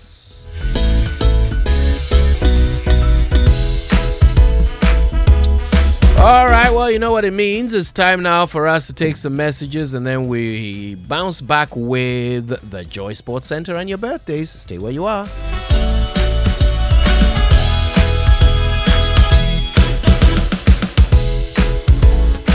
Future leaders, mark your calendars. Academic City University College invites you to a special Parents' Night on August 22nd at 6 p.m. Explore our state-of-the-art campus and discover how we're shaping tomorrow's innovators. For more information, call 0593-999-410 and visit us at www.acity.edu.gh. Academic City, redefining university education. When you want to eat, just Momo it. Tired of the long queues in the supermarket? Pay with Momo. When you really want that beautiful new blouse, just Momo it. When you want to get a trim and get fresh to impress you know who, just Momo it. When you need to pay your utility bills and domestic staff, Shani Momo. When you want to send love to the family back home, send some Momo. Join the millions of MTN Momo users all over Ghana and live life the brighter way. So just Momo it. MTN. Imagine a world where your home or business is powered by the sun's boundless energy. Picture your rooftop transformed into a solar sanctuary, radiating with eco-friendly vibes and city-saving brilliance. Well, dream no more. With Standard Chartered's renewable energy loans, you can turn this dream into a dazzling reality. And guess what? Our renewable energy loans come at very low rates. That's right, we are not just offering loans, we are offering the keys to your solar-powered kingdom. Say goodbye to high electricity bills and step into a new world where every watt generated is a step towards a brighter, more sustainable future. So if you're ready to take control of your energy destiny and switch to solar today, give us a shout on any of the following phone lines: 050-153-5789, 050-153-5790, 0244-674154. Let's chart a course for a brighter tomorrow and make your solar dreams shine brighter than ever before. Standard Chartered, here for good. And where do you think you're going? To train in the garden. With my broom? Mom, it's a javelin. Oh, really? And that plate? That's not a plate, it's a discus, Mom. We are training to become winners. Well, you know you need lots of energy to become winners. So you both better start your day with Twisco before you go anywhere. Besides its great chocolatey taste, Twisco is enriched with Enerfort, a blend of energy-boosting vitamins and minerals for little winners. Thanks, Mom. Got to keep my little winners in shape. Twisco, power your dreams. This advert is FDA approved.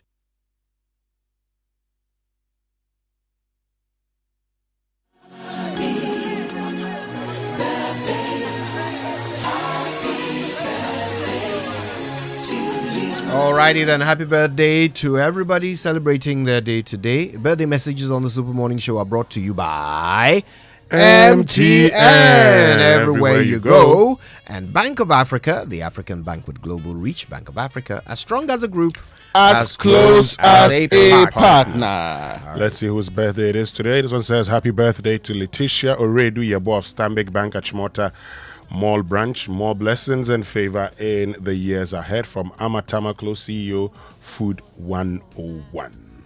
That's it from me. Okay, I think that's it for me too. Hang on. Let's do a very quick one here. Very quick list. Happy birthday to Akwesi Sapong of the BBC, formerly of Joy. Happy birthday to Samuel Otu, Nene Dabula Manzi. Happy birthday to you. Bismarck Orbin Anderson and Edith Apreku Buedu, as well as Christabel Ufuri Dakon. Happy birthday to Hubert Ayi, Richmond Kwame Frimpong, Godfrey Enu, Koshi Gavo. Oh, nice one. Happy birthday, Koshi, my mate from Gasco. Hannah Jessie Amponsa also celebrates her birthday today. And that's it for me. Jamila Ahmed, today is her birthday. Yeah. Nice one. Happy birthday to her. Okay then. The Joy Sports Center is brought to you by MTN. Everywhere you go. Standard Chartered Bank, here for good. Twisco food drink. Twisco, power your dream. And if it's football you want, DSTV has got it all. This season promises to be exciting. DSTV, your home of entertainment. And folks, imagine a world where your home or business is powered by the sun's boundless energy. I mean, picture your rooftop transform into a solar sanctuary radiating with eco-friendly vibes and city-saving brilliance. Well, dream no more. With Standard Chartered's renewable energy loans, you can turn this dream into a dazzling reality. And guess what? Our renewable energy loans come at very low rates. That's right. We're not just offering loans. We're offering the keys to your solar-powered kingdom. Say goodbye to high electricity bills and step into a new world where every watt generated is a step towards a brighter, more sustainable future. So if you're ready to take control of your energy destiny and switch to solar today, give us a shout on any of the following numbers: 0501 535789, 0501 535790, and then 0244674154. Let's chat a course for a brighter tomorrow and make your solar dream shine brighter than ever before. Standard Chartered, here for good. Now, hello Ghana, there's an exciting new chocolate beverage out there on the market from the producers of Carbell. Permit me to introduce you to Twisco. It's a chocolate food drink with a blend of premium cocoa powder. Chocolate food drink with a completely enriched system known as Enerfort. This is a combination of energy boosting minerals and vitamins, including vitamins B, vitamin C, and D. There's also iron and many other things in there. Twisco is available in the 20 grams and can be found at your nearest neighborhood store in a delightful red sachet for only 1 Ghana cedi 80 pesos. Actually, listen, 1 Ghana cedi 80 pesos. Yes. To enjoy all the goodness packed in the sachet, empty content into a mug and mix with 180 milliliters of previously boiled water, milk, and start your day with a cup of the great tasting Twisco and power your dream. This advert is FDA approved. And we start the Joy Sports Center this morning with birthday blessings to Dr. Steve Mantia, who celebrates his birthday today. Also to the Ghana Premier League's lead commentator, Nana Kwajesi, happy birthday to you. And to a former colleague, Godfrey Ainu, birthday to you guys. That's how we start the Joy Sports Center with me, Victor Achuta McLeod. We get straight into the action. And former President John Dramani Mahama has committed to revitalizing boxing in Ghana if elected president. He made this pledge last night during a town hall meeting with Ghanaian youth at the Trust Sports Emporium, also known as the Bukom Boxing Arena, to mark International Youth Day. Ghana failed to qualify a boxer to the just-ended Paris Olympic Games, which is the first in over 2 decades. Mahama stated that the facility will be used as an incubator for identifying and nurturing talents from across the country. This arena is not just this oval, it is a complex. There's a gym, there's a hostel, there's a restaurant, there's a school, so that even when the young people are training as boxers, they can be attending classes so that they don't miss school. And the intention was that the Ghana Boxing Association was going to go around the regions with mobile boxing rings and try, young talents. And when they have found the young talents, they will pick them and bring them here to the Center of Excellence. That was the purpose. And so, unfortunately, it hasn't realized its full potential. And it is something we still have in mind that when we come, we'll fully activate it. Because there are talents all over the country. Meanwhile, Ghanaian boxing promoter Michael Amobediako has launched a skating attack on boxing authorities over the country's failure to qualify any boxer for the Olympics. He described the situation as criminal and is demanding immediate changes. I was devastated. We should do better. We need to do better. We can do better. These are the future of Ghana boxing, the amateurs. And if you look around the world, a lot of countries invest heavily in their amateur program. And these boxers then become professional fighters and raise the flag for their countries around the world. For us not to have any boxer qualify is criminal. That means fundamentally, we are doing something wrong. Moving on, President of the Ghana Football Association, Kete Kweku, has expressed his desire to be remembered as an honest leader of the organization. He was speaking at a press briefing in Sunyani on Friday, and he emphasized his commitment to upholding his promises made to the football community. I should be remembered for being a very, very honest leader who stood by his words and delivered same at every given opportunity. This is how I want to be remembered, for being honest to my football people, to my football family, and doing what I always promise I will do. Well, that was Kete Kweku speaking there about what he intends to do. Meanwhile, Accra Hearts of Oak have announced the passing of a fan, William Nilaye, who passed away during their 2024 Home World Cup match against Hearts of Lions at the Accra Sports Stadium on Sunday. The club has not disclosed the cause of Laye's death, but reports indicate he collapsed after Hearts of Lions took the lead and was rushed to the hospital, only to be pronounced dead on arrival. Hearts eventually leveled matters and went ahead to win that on penalty shootout 8-7. That's how it finished in that game. Speaking of that game, at the end of it, Hearts coach Abubakar Ouattara expressed optimism that it will mark the turnaround in fortunes for the club. These boys have already the talents. Now we want to perform, give them some work at the physical side and the psychological side to get the team. It's not easy, but the talent is there. It's like diamond. When we take the diamond, you polish him before you sell it. Or you have a time to prepare just in a few days, less than one month. It's still better than this one. I don't have any pressure for that. I know we can do. These boys can deliver. Also, Asante Kotoko coach Prosper Nateogum has described upcoming match on Friday against Mediama Sporting Club as a test for his new signings. The Porcupine Warriors have signed over 10 players after letting go of more than 20 at the end of last season. Now assembled a different team with almost all our key targets now in now. So I think it's good for us because we'll have about 2 weeks to train, and then whatever we have done, we'll have the opportunity to go and exhibit it at Mediama, and it will give us as a technical team and as management a fair idea of these players individually and what we have to do. To me, playing against Mediama in a new stadium and looking at the old rivalry between Kotoko and Mediama at Takwa, I think it is going to bring the best out of the players, the best out of the technical staff. Now, Friday's match is no ordinary friendly. It's essentially to inaugurate the newly constructed Takwa and Abosu Stadium, which Mediama Sporting Club will be using as their home venue, and that's happening on Friday. Let's talk about women's football now. And Azaka's ladies assistant coach Emmanuel Mensah has refrained from drawing comparisons between the current team and the squad that won the inaugural WAFU B CAF Women's Champions League qualifying tournament. The 2021 squad won the first edition of the Zonal Championship and were runners-up in the main tournament 3 years ago. Came here into this tournament with our own expectation, and the expectation is that we have high standards and we have to, win. It doesn't matter the results that came 2 years ago. There were different crop of players. We have different crop of players, and so for me, we were looking forward to a win. Just like I said, I'm very disappointed because we have a very good standard, and even the draw could have been a good result for us. But because of our standard, I would say that I'm not too impressed with it. We're looking forward that we have to rise out of the bad results we had and look forward to more positive results in our subsequent game.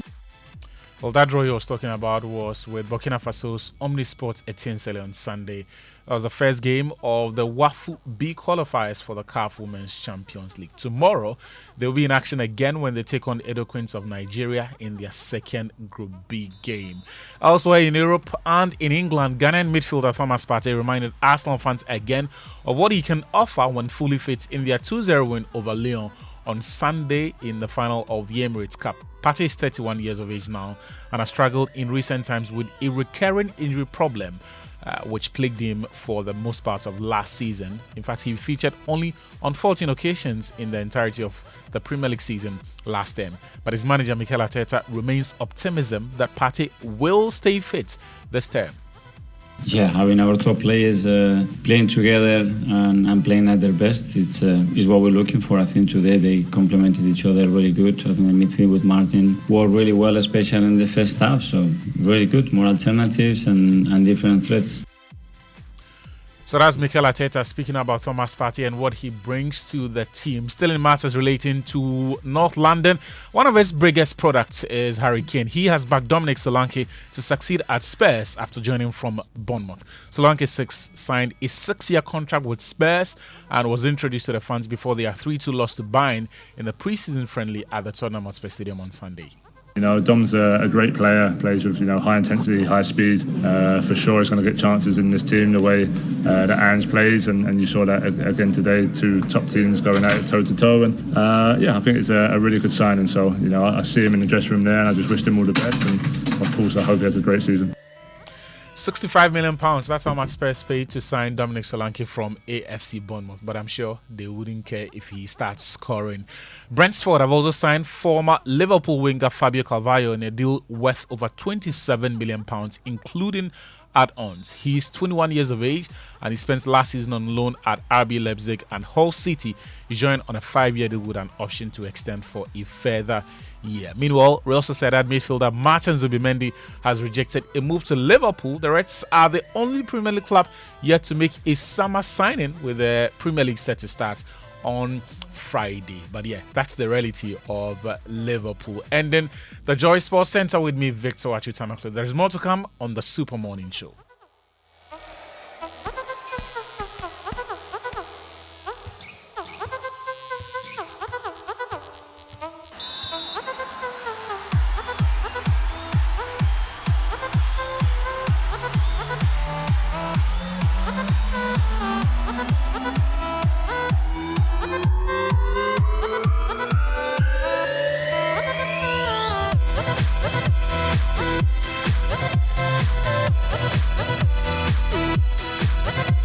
Thank you very much, Victor Chutamaklu and the team, for bringing us the latest in the world of sports. But let's get interactive. This morning, join us on X. Use the hashtag JoySMS, and then on WhatsApp 055-1111997. You've heard the NDC launch its Youth Manifesto. And this morning, we want to know what your thoughts are. Also, John Mahama, after the launch of the Youth Manifesto, went to Bukum, where he met some young ones. But he'll be talking about a lot of things, including this. This one be the yawa of the day. Boys, they hustle. And job no day. So now the bet, they do small, get money for gobe. You see? So we talk already. Say where we come. The betting tax will go remove them. E-levy too will go remove them. Okay, so John Mahama talking about the removal of the betting tax and e-levy. Tell us what your thoughts are. And also the free academic facility user fee for level 100 students. Tell us what your thoughts are. Social media messages brought to us by EcoBank, A Better Way, A Better Africa, and Malatu from Ernest Chemist. Malatu, power over malaria. But let me tell you more about EcoBank, because every day people face different emergencies. They face police emergency, fire emergency, medical emergency, you name them. But many Ghanaians don't know the emergency numbers. Well, here's one you would always want to remember. Star 770 hash. Yes, star 770 hash is the new EcoBank money emergency number. And it gives you instant access to loans, fund transfers, utility bill payments, airtime, and data purchases, and so much more. You don't need internet for this. Just dial star 770 hash. No need to panic in any money emergency situation. EcoBank will always come to your rescue. Dial star 770 hash now for solutions to your money emergencies. EcoBank, the Pan-African Bank. Stay with us. We'll be right back. For a dress, you say? Of course, the low burst line. A little tight by the hips. Covered sleeves. Off shoulder. Definitely. But when buying anti-malarial drug, you say? Is it not malaria? Give me whatever is available. Choose your malaria drugs the same way you choose your dress. Always ask for Coartem. It's also available in cherry-flavored dispersible tablets for children. Don't gamble with malaria. Choose right. Choose Coartem. If symptoms persist after 3 days, consult your doctor. Malaria testing should be done before treatment. This advert is FDA approved. EcoBank Mobile, they make me say, EcoBank Mobile, they make me crazy. Download it and use it. It gon' make your life so easy, yeah. Download it. You go enjoy it. In my Bramin chain. In my Bramin chain. Come make a download them for you. Cause you can pay bills, you can buy credit, you can pay school fees, even church tights with the Apple. EcoBank Apple.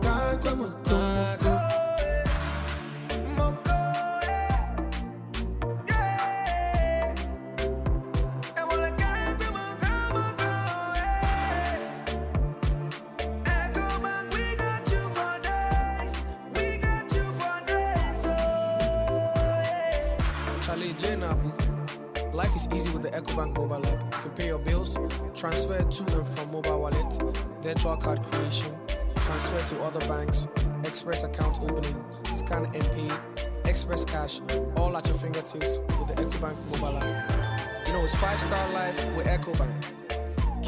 Can promise. Right, so welcome back. This is the Super Morning Show on Joy 99.7 FM. And this morning on Big Stories, brought to us by Telecel, connecting Energy's latest foam, your partner for life. And Lancaster University, Ghana, the only British university campus in West Africa. If the Office of Special Prosecutor comes after you, you are on your own. I'm not a clearing agent. I will not clear you. there will be no closed season for artisanal fishermen. So the closed season will be there for the big trawlers and the big fishers. But the artisanal fishers who go with their small canoe and their outboard motor and their nets to go and catch nokofio, ni akebaba, ni akwe amehalfa, you go and ongan shona maba. This one be the yawa of the day. Boys, they hustle. And job no day. So now the bet, they do small, get money for gobe. You see? So we talk already. Say where we come. The betting tax will go remove them. E-levy too will go remove them.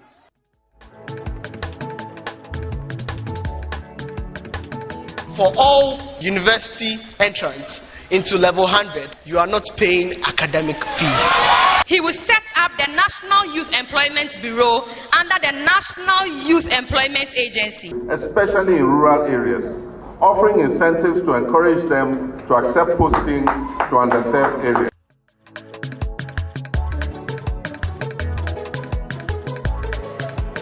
Well, so yesterday the NDC launched the Youth Manifesto. You had bits and pieces of it. First year students will not pay academic fees, they say. That's what we had. In effect, academic facility user fee. And also betting and e-levy, betting tax. Afoof. That's Afoof, yes. Betting tax, removed, will be removed if John Mahama wins the elections in 2024 December. I know many of you have a lot of thoughts you want to share on this, so I'd love to hear what your thoughts are. Get on to X, use the hashtag JoySMS, and then you can get on to WhatsApp as well, 055-1111-997. And I know that, Raymond, a bit about, betting tax will bring a lot of joy. Oh, to the boys, yes. I wrote an article and said, I don't support betting in any form. Mm-hmm. I don't support gambling, wagering, and its related facts, which includes betting in any form. I don't at all. In fact, it's also coming out beyond the principle. It's also coming out of a certain attitude by myself, and I've said it. When I went to Lagos, they used to ballot for rooms. Me alone. I did a ballot like first one. I didn't get the room. They sneaked me in to come and do another ballot. I didn't get it. Now, in graduate school too, there was the same ballot system. I closed one eye. I opened the other eye, tried to cheat the system. Still, I couldn't get a room. Hold on that one. Hold on. We will come so back no luck on my side. We will come back to you and your, hard luck when it comes to all things betting and related.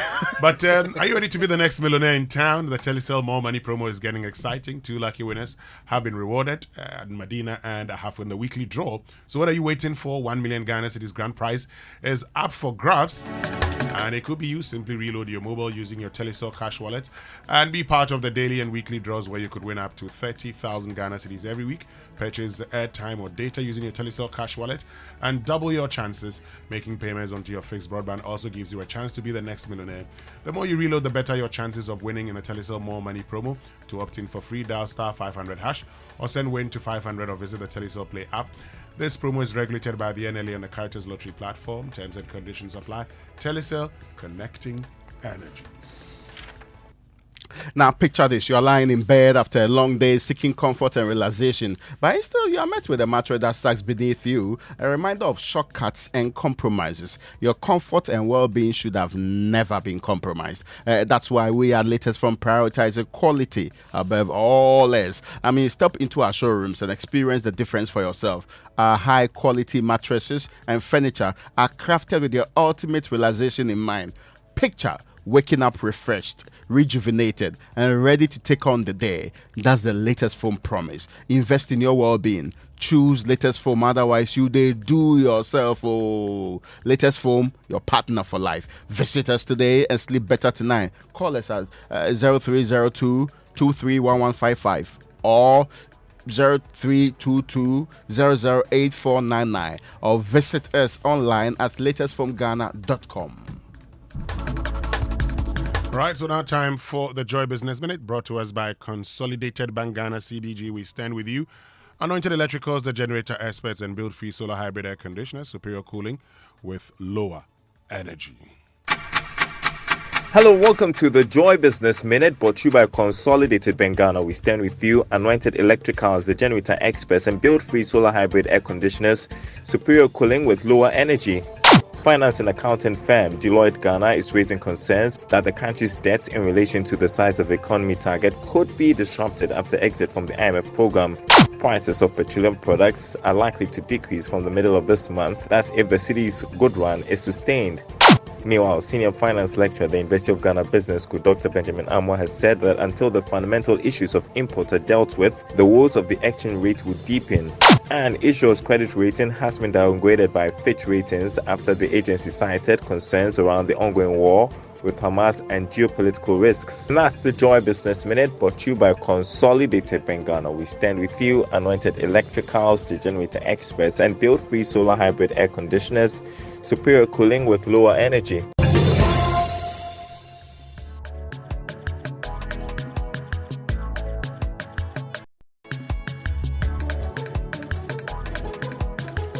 All right, so welcome back. This is the Super Morning Show. So, Raymond, you cannot tell us your betting story. It's hard luck story. The way I say in betting, I say principle. I'm opposed to betting.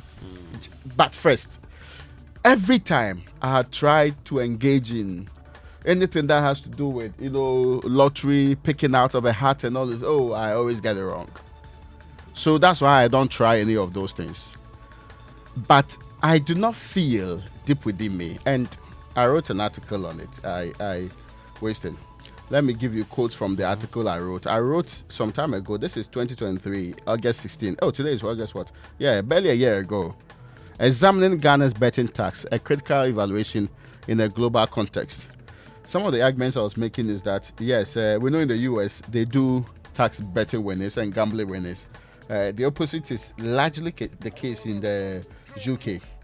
Now, even though proponents of the Ghanaian tax suggest it serves as a deterrent, primarily for the youth, this one, I also submitted some review. Now, deterring people from betting cannot be solely hinged on taxation. It's almost like saying, we want to deter people from consuming alcohol, so let's make it more expensive.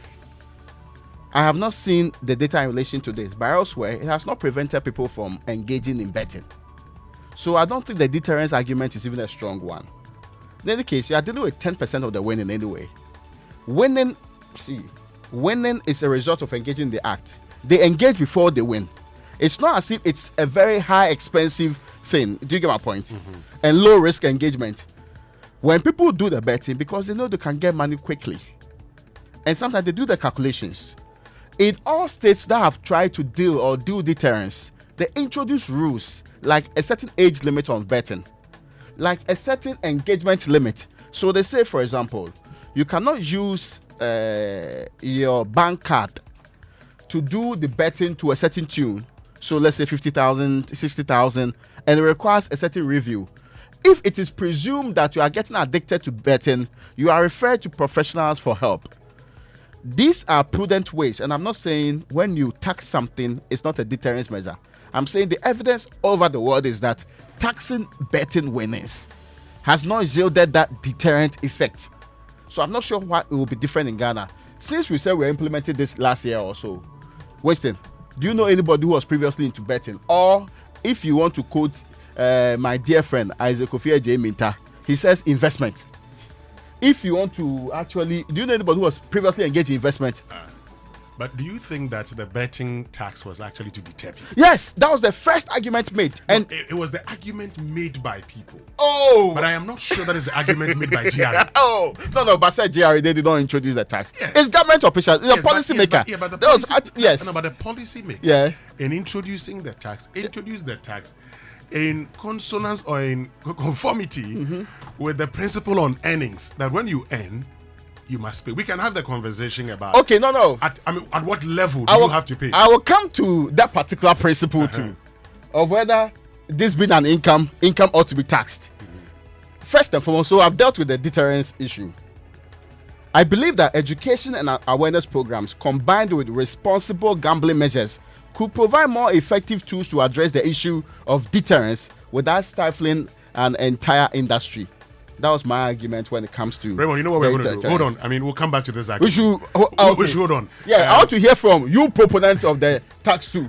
So that we I would use your analogy that you sent to me some time ago when we were having a conversation on the other side of work. So you understand now. Yeah. Should I wait? Betting and prostitution are not the same. I haven't said anything. But that's my belief. Anyway, that's my belief. Every earnings, we can agree on the levels. But hey, if you earn money, you must pay something small to the state. Especially when it disproportionately affects the poor. We'll get into all of those conversations. Yeah. We'll get into the morality bits and everything. But stay with us when we return after these messages. We're going to get into the conversation about the NDC's youth policy. Stay with us. Are you hoping to start university this October? If you want a British degree from a world-class university at a fraction of the cost, then join Lancaster University Ghana in Accra. With a diverse student community, vibrant campus life, and up to 50% scholarship to support your study, Lancaster University Ghana provides you with a world-class education that creates endless possibilities globally. Don't miss this once-in-a-lifetime opportunity. Apply to join Lancaster University Ghana, where learners become leaders. Admissions are currently open for our 2024 intakes. Apply now for our foundation and undergraduate programs. For more information, contact us at +233 030 221 8989 or send an email to admissions@lancaster.edu.gh. Lancaster University Ghana, the only British university campus in West Africa. Kind of way, tell us how the more money promo now. Everybody likes money, but what do we like more than money? More money! Join the Telecel More Money promo and win money, more money, and even more money. Simply opt in for free and reload your mobile and broadband and be the lucky winner of the 1 million Ghana cedis grand prize. Also win cash prizes of up to 3 million Ghana cedis in the daily and weekly draws. Opt in for free by dialing *500# or send WIN to 500, or you can opt in on the Telecel Play app. The more you reload, the higher chances of winning in the Telecel More Money promo. Keep loading, win, and be a millionaire. Telecel. Connecting energies. Terms and conditions apply. This promo is regulated by the NLA on the Caritas Lottery platform.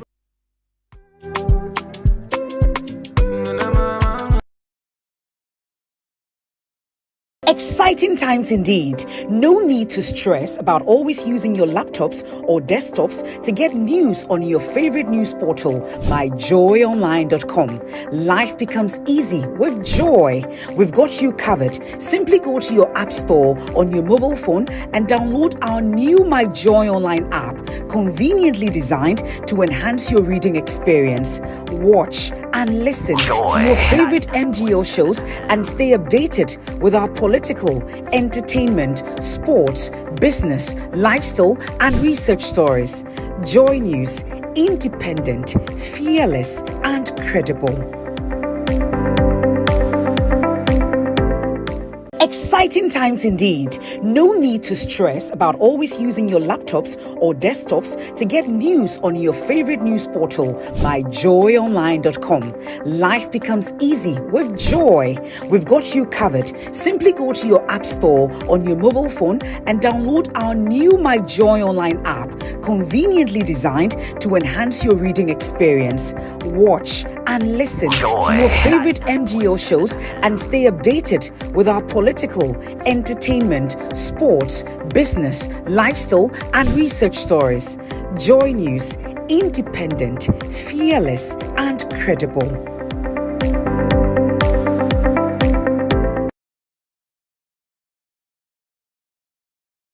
If Baumia becomes president and he becomes a driver, Napo becomes a mate. He can't be talking anyhow to a driver. I can tell you that Otunfo spoke in Proverbs to a wise child.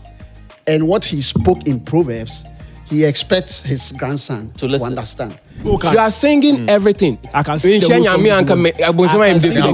we start copywriting like certain phrases and things, we can be traced back to them. But I'm going to sue the Holy Spirit. We live in a world where without money, you cannot move. Okay. So the earlier we all accept this reality and stop being hypocritical, love, or no bear man or cry, or if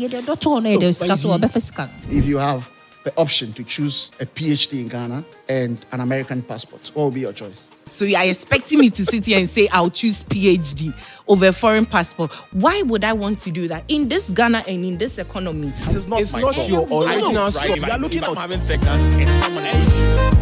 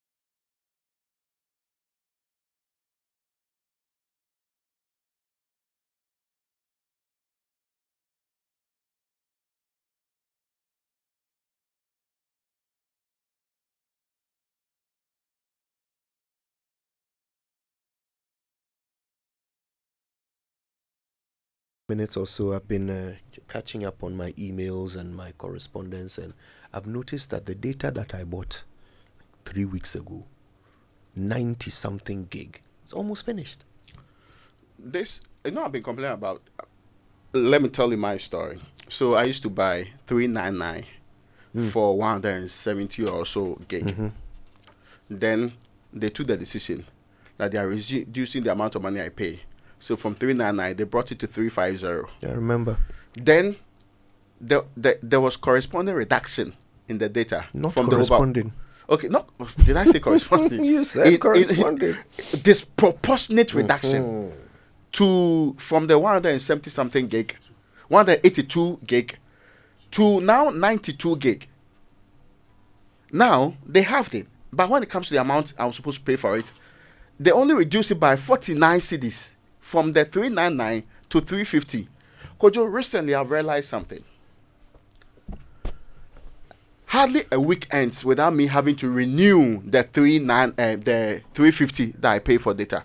Imagine. Those days, even though when they brought it to 92, it could take up to a whole month for me to use the 92. It used to take me more than a month. Yes. It used to take about 2-3 months to well, you are talking about the 92. Yeah, 92, sorry, I'm yes. still on the 180 something. Yes.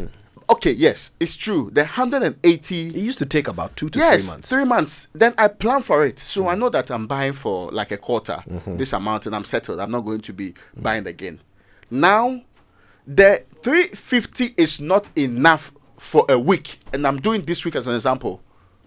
My data is left with less than 1 gig. How are we supposed to live? No, you see, and you know, I checked. So mostly, I will go back to, luckily, they've given me an app to check how much I consume per hour on my own pen. I can even break down and tell you the movie that I watched, or the documentary I watched, how much data it took for me to get that. This is preposterous. It's become, and I'm thinking about me, I'm able to pay 350. But this morning, I have to pay another 350. In effect, you are spending 1,400 Ghana cedis every month. On data. On data. Yes. Instead of the 400 for like 3 months. And the average Ghanaian worker, according to the government statistician, even within the public service, yeah, his salary is 3,000 Ghana cedis. And imagine, that's not the average. No, only 20% of workers earn 3,000 Ghana cedis. Even that grouping. But you think about it for me. I have to now cover about 1,500 for a month to do with data alone. And I'm not talking about the other pressures from the other inflationary pressures for the other quarters, right? It doesn't make sense. I mean, listen, people think that I've been hearing all the conversations about SMP, but I personally do not care. Okay. It is becoming increasingly more expensive for me to do the normal things I do with data. It's ridiculous. Anyway, we have to come back and talk about it. But first, we are going to get into a bit of analysis of what the NDC had to say last night, what their flag bearer, John Mahama, had to say last night when he was addressing the youth at the launch of their youth manifesto. We'll be speaking to George Opariado, who's the National Youth Organizer. He's on the phone. Good morning to you, George. Thank you for your time. Morning, Kwejo. How are you doing? Very well, thank you. So we'll be engaging George to get some clarity and further elucidation on a lot of what we heard yesterday. But first, specking that old car, or maybe it's a makeover or a relaxing beach getaway. Whatever it is, use your ABSA card 10 times or more in a month and you could be a lucky winner in the ABSA Change Your Story promotion. Earn extra entries by using their digital channels 5 times or more. Between now and the end of October, 5 lucky winners will take away 40,000 Ghana cedis each every month to change their stories. For more information, go to an ABSA branch today. This promotion is regulated by the National Lottery Authority on the Caritas Lottery platform. Your story matters. ABSA. Terms and conditions apply. The best investment you can make is to invest in your child's education, and a good school with international standard education and facilities that will nurture your child and give them the right fundamentals to be great in future. So let me introduce you to Metro Gold Schools. Yes, Metro Gold Schools located in Ablekuma Kev. Admission is ongoing for Cambridge education. School starts from creche to grade 9. Children from age 3 months to 14 years. Rush now for the September intake. School starts from the 10th of September. And Metro Gold Schools has a modern facility and a serene environment conducive for learning. It has boarding facilities, a tennis court, basketball court, swimming pool, and an astro turf pitch. Enroll your child now. Call or WhatsApp 0548050108. That's 0548050108. Or you can visit our website mgs.edu.gh for admission details. Metro Gold Schools, your child deserves quality education. Now, in today's dynamic business environment, a robust workforce is pivotal to achieving success. This is why we have thoughtfully designed our corporate health insurance plans to empower your employees and bolster your organization's performance. With Equity Health Insurance, your investment transcends ordinary insurance. It represents a commitment to the future of your company. Our health plans are individually tailored to accommodate the unique needs of your employees, offering comprehensive coverage and exceptional benefits. Our support goes beyond administrative tax and premiums. At Equity Health Insurance, we are dedicated to standing by your side throughout the entire journey. Please feel free to reach out to us at 0501 515 124 or 0539 135 073 so that we can further enhance the level of service we provide to you. Always, #here for you. All right, well, let's get to it. In what some are considering to be yet another innovative engagement platform, John Mahama of the NDC launched his party's Youth Manifesto in a town hall engagement at the Bukum Boxing Arena last night, with quite a large crowd and energetic engagement, which included skits and comedic moments, as well as John Mahama taking advantage of his language skills to engage in answering questions in many different languages. The former president and current running mate of the NDC sought to outline his policies aimed at the youth. Let's listen to a quick wrap of that, and then we get into the conversation. For all university entrants into level 100, you are not paying academic fees. He will set up the National Youth Employment Bureau under the National Youth Employment Agency, especially in rural areas, offering incentives to encourage them to accept postings to underserved areas. This one be the yawa of the day. Boys, they hustle, and job no day. So now the bet, they do small, get money for gobe. You see? So we talk already. Say where we come. The betting tax will go remove them. E-levy too will go remove them. The Chamber of Local Government, the National Union of Ghana Students, and the IEA, amongst many other well-meaning Ghanaians, have spoken favorably about the 24-hour economy initiative. We shall not fail them. We shall deliver to exceed their expectations. And we will create the jobs that you young people have been waiting for. And when these jobs are created, none of you will be left out. There will be no closed season for artisanal fishermen. So the closed season will be there for the big trawlers and the big fishers. But the artisanal fishers who go with their small canoe and their outboard motor and their nets to go and catch nokofio, ni akebaba, ni akwe amehalfa, you go and ongan shona maba. If the Office of Special Prosecutor comes after you, you are on your own. I'm not a clearing agent. I will not clear you.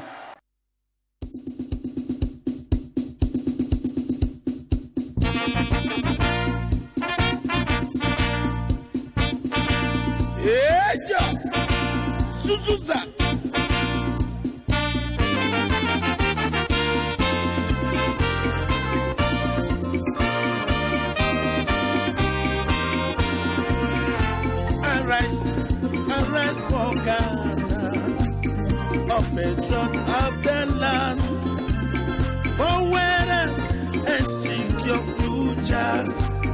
Development our goal, from vision to big, the NDC shall lead. Able Democrat, Ghana, our strategy. Yeah. All right. So that's how it all went down last night. George Pariado is a national youth organizer for the NDC. He's joining us over the phone now. George, this is yet another.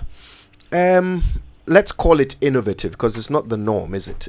Yet another innovative platform that the NDC has created to engage with the public. This time around, launching your Youth Manifesto in this town hall meeting, where lots and lots of questions were fielded by the president amidst, moments of levity and crowd rallying and so forth. What informed this format? Good morning, Master. I'm quite sorry. Over the years, we've launched manifestos, and sometimes along the line, youth-related issues get lost. And if you look at the current population too, you realize that young people have taken the center stage. Young people dominate. And so we decided that as a party, what are we going to do differently to be able to attract young people towards the NDC and then be able to speak to them directly on a platform that is not going to be shared by any other group. And so we decided that on International Youth Day, which is a day where young people are supposed to be celebrated, in commemorating it, we would rather use it to launch our youth manifesto. So over the last 6-7 months, the team has been working to put together this youth manifesto. We've consulted broadly, we've engaged various youth groups, we've engaged various stakeholders, and what you saw yesterday was the summary of the documents that we have ready to be put out to the media. And so we decided that yesterday we're going to just speak to young people. So we did 2 programs. We launched the Youth Manifesto at the UPSA Fifth Auditorium in the morning. And on that platform, it was just policy. So people were not given the opportunity to ask questions. And then in the evening, we decided that since they are launching such a policy, young people may have an interest in asking and engaging directly with the principal candidate or our lead candidate, our standard bearer, which is our flag bearer, John Mahama. So let's organize a platform where we put President Mahama in the middle of the crowd and let the crowd ask him any questions at all they have. And so that is why we ended up at the Bukom Boxing Arena last night, where President Mahama moderated his own program. He was only introduced, he came on stage, picked the microphone, spoke for 5 minutes, and he himself now decided to pick the audience so that it doesn't look staged. So anybody who raises his hands, he picks you up, and then he asks your question, and then he answers. And we got questions from various sectors, and he did well in answering all the questions that were asked him. We believe that after yesterday, we've been able to sell hope to the team in youth of Ghana. Okay. Now, there are a few things he said that have made the headlines, and people have raised some further questions seeking to understand more. One of the big ones is his promise to actually now pay for the academic user fees for the first year students in tertiary education. Maybe first we can get some understanding of the general rules around it. So it will be the academic user fees, not the residential user fees, and it will be for all first-year students in government-run tertiary institutions. Is that correct? Public universities. Public universities. Okay. So does that include the technical universities as well? No, currently it's for the public universities. The technical universities are not part. But going forward, depending on how it rolls out, we believe along the line they'll all be brought on board. But for now, we are looking at the public universities. Okay, all right. So this will be in addition to the existing free SHS, which you say you will improve and even extend to private schools, right? Yes, that is also correct. Okay. Now, one of the big criticisms that John Mahama has leveled against the current free SHS is that it is a huge cost item. It is not targeted. He even said recently at his Meet the Press that Ghana is the only country he knows that pays for boarding fees. And he talked about how that really is not practical. But he's doubling down and intending to pay for even more of it. Across private schools and then include first-year academic user fees. How is he intending to fund all of that? If I will explain, we have had issues with boarding fees coming on board free SHS. When we introduced progressively free senior high school, we're paying the fees for day students and the school fees itself for even boarding students. And that is what we emphasized on initially. That if you want to do free SHS, let's start from looking at day students, and then gradually, if we want to bring on board boarding schools, you can. But it is true, around the world, it is only Ghana that is paying for boarding fees for students. Most countries, everywhere where there is free education, it does not include boarding. And so that fact is there. We are also not saying we are going to pay residential user fees for students. We are saying we're going to pay academic user fee. Technically, it is just like the school fees. And we've done the costing. It's currently, the figures we have is accurate, which I believe rightly so. Currently, we have about, this academic year, 123,000 students enrolled in the various public universities. The faculty, the academic user fee per school, depending on the school, ranges between 1,800 and 2,200. Maximum 2,200, lowest is 1,800. If you do the mathematics, it comes up to about 220 million Ghana cedis, which is less than $30 million in total. That is less than 10% of how much we are spending on free SSS. Now, where are we getting the funding from? When we were leaving government, the Office of Government Machinery Budget was less than 700 million. It was 650-something million Ghana cedis. And that is how much we are using when we're in government throughout. Over the last 7 years, it has increased to a whopping 2 billion Ghana cedis every year. What the NDC says is that we don't need that 2 billion to run the Office of Government Business. And so we are willing to take that 250 million if even the numbers increase in 2025, 2026. That 250 million Ghana cedis that we will require to pay for the academic user fee for first-year students.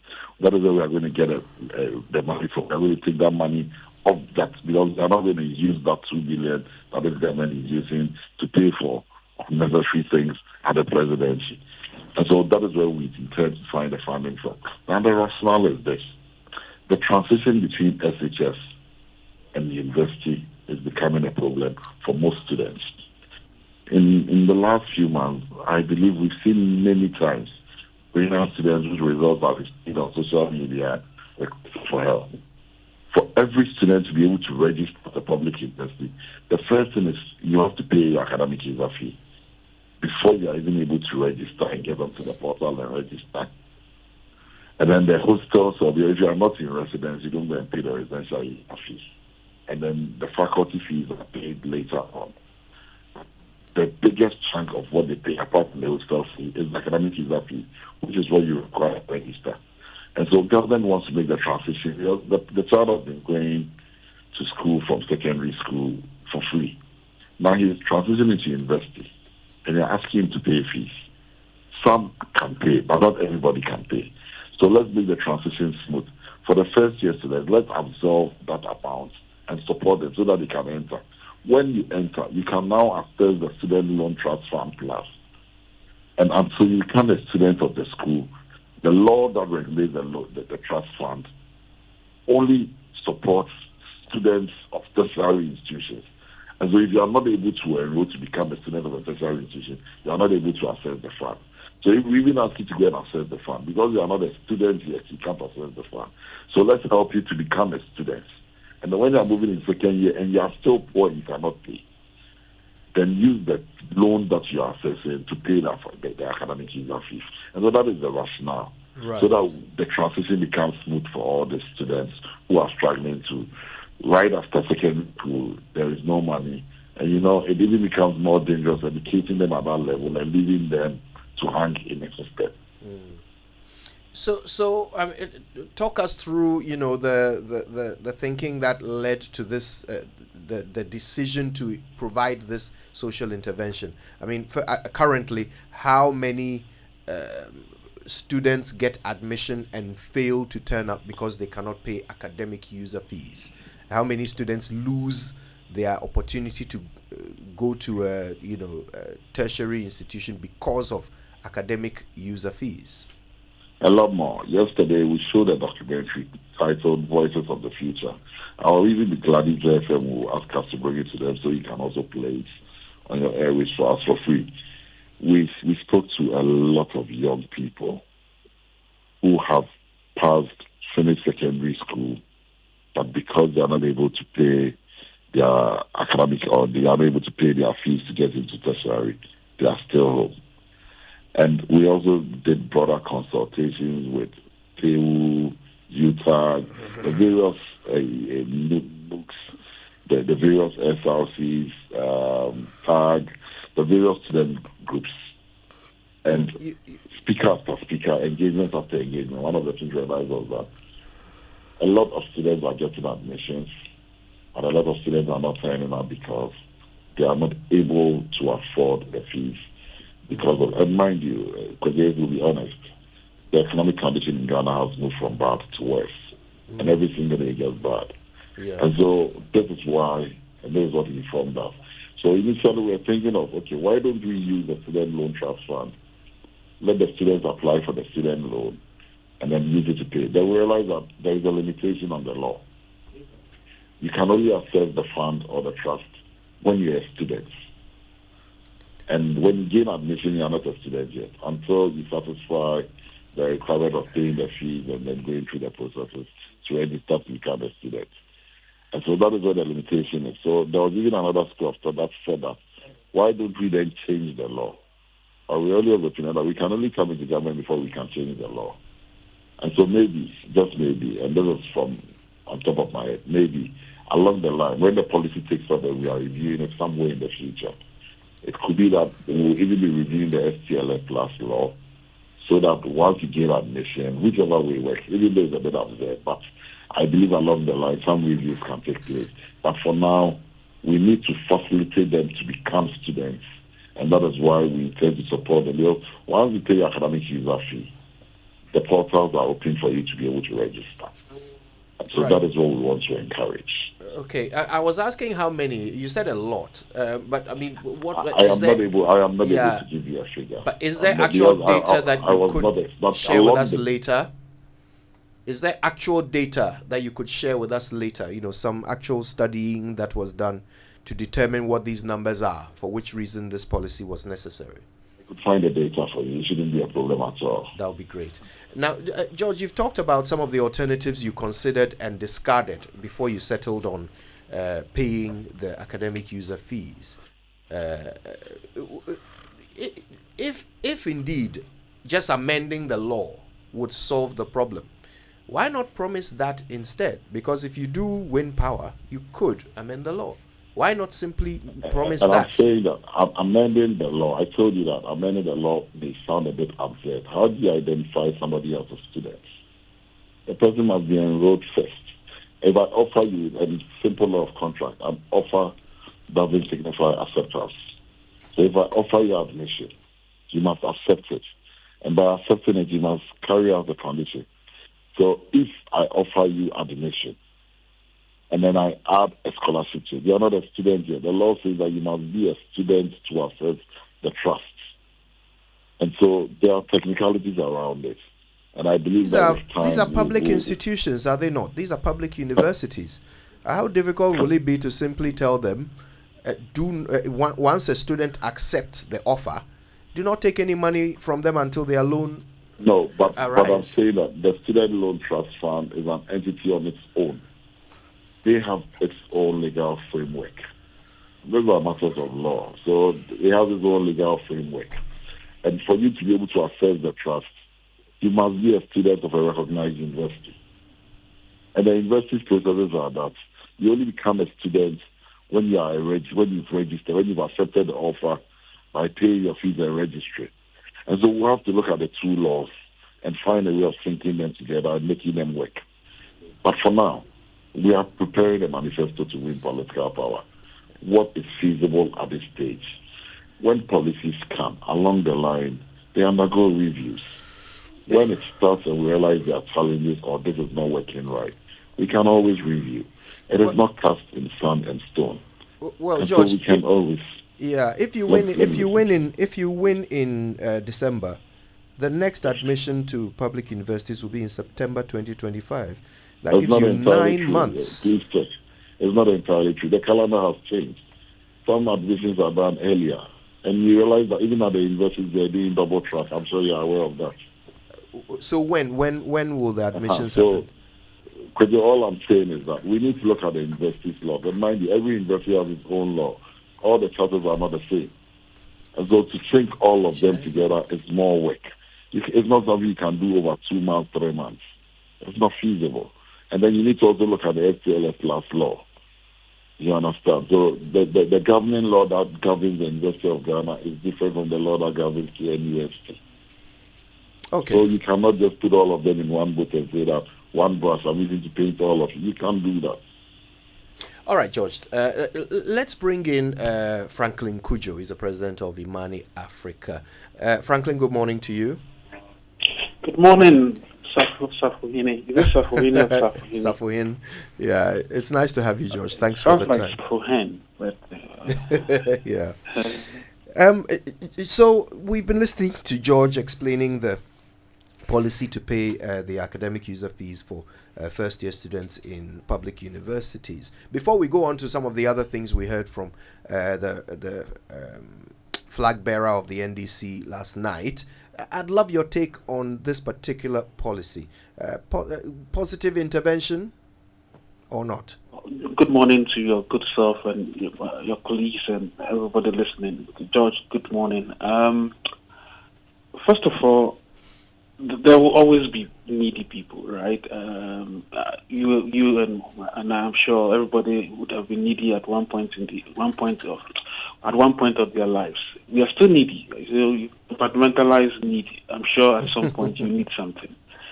With education, I think there's still room for covering a lot more people who definitely need support.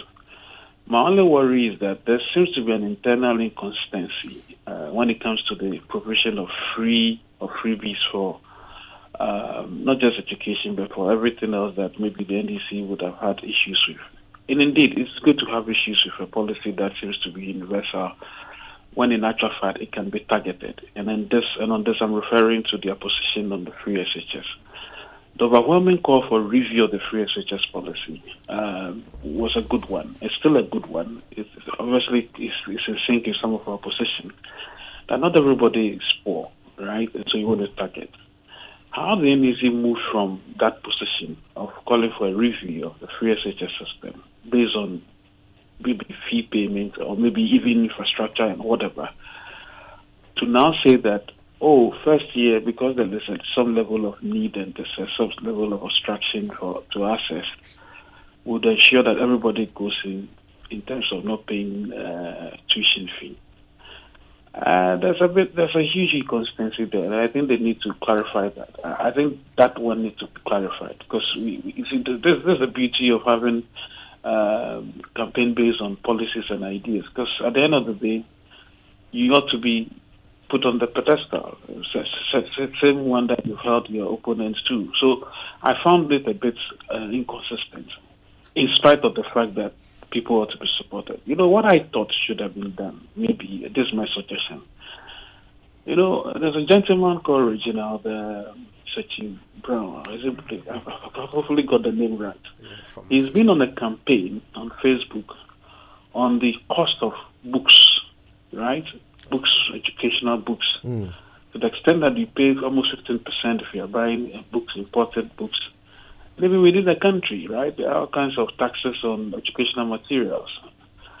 Perhaps the NDC would have been a bit more pragmatic in suggesting that in addition to targeting people who need tuition to be paid for them, for everybody else, they want to target taxes on educational materials and to do away with a significant part of them, because it's abhorrent that the thing that you want to buy books, and it's so difficult. One of the things that make the education system here a bit subpar is that there's no additional resources to the things that are taught in class, only because people cannot access them, in spite of the fact that the World Wide Web now has a lot of resources. But there are significant books you want to purchase, and even accessing these documents online, you probably want to target and say that if you are accessing certain materials online or whatever, maybe there's a 10% tax that could be taken off from the parent. So these are things you can do universally that will help everybody.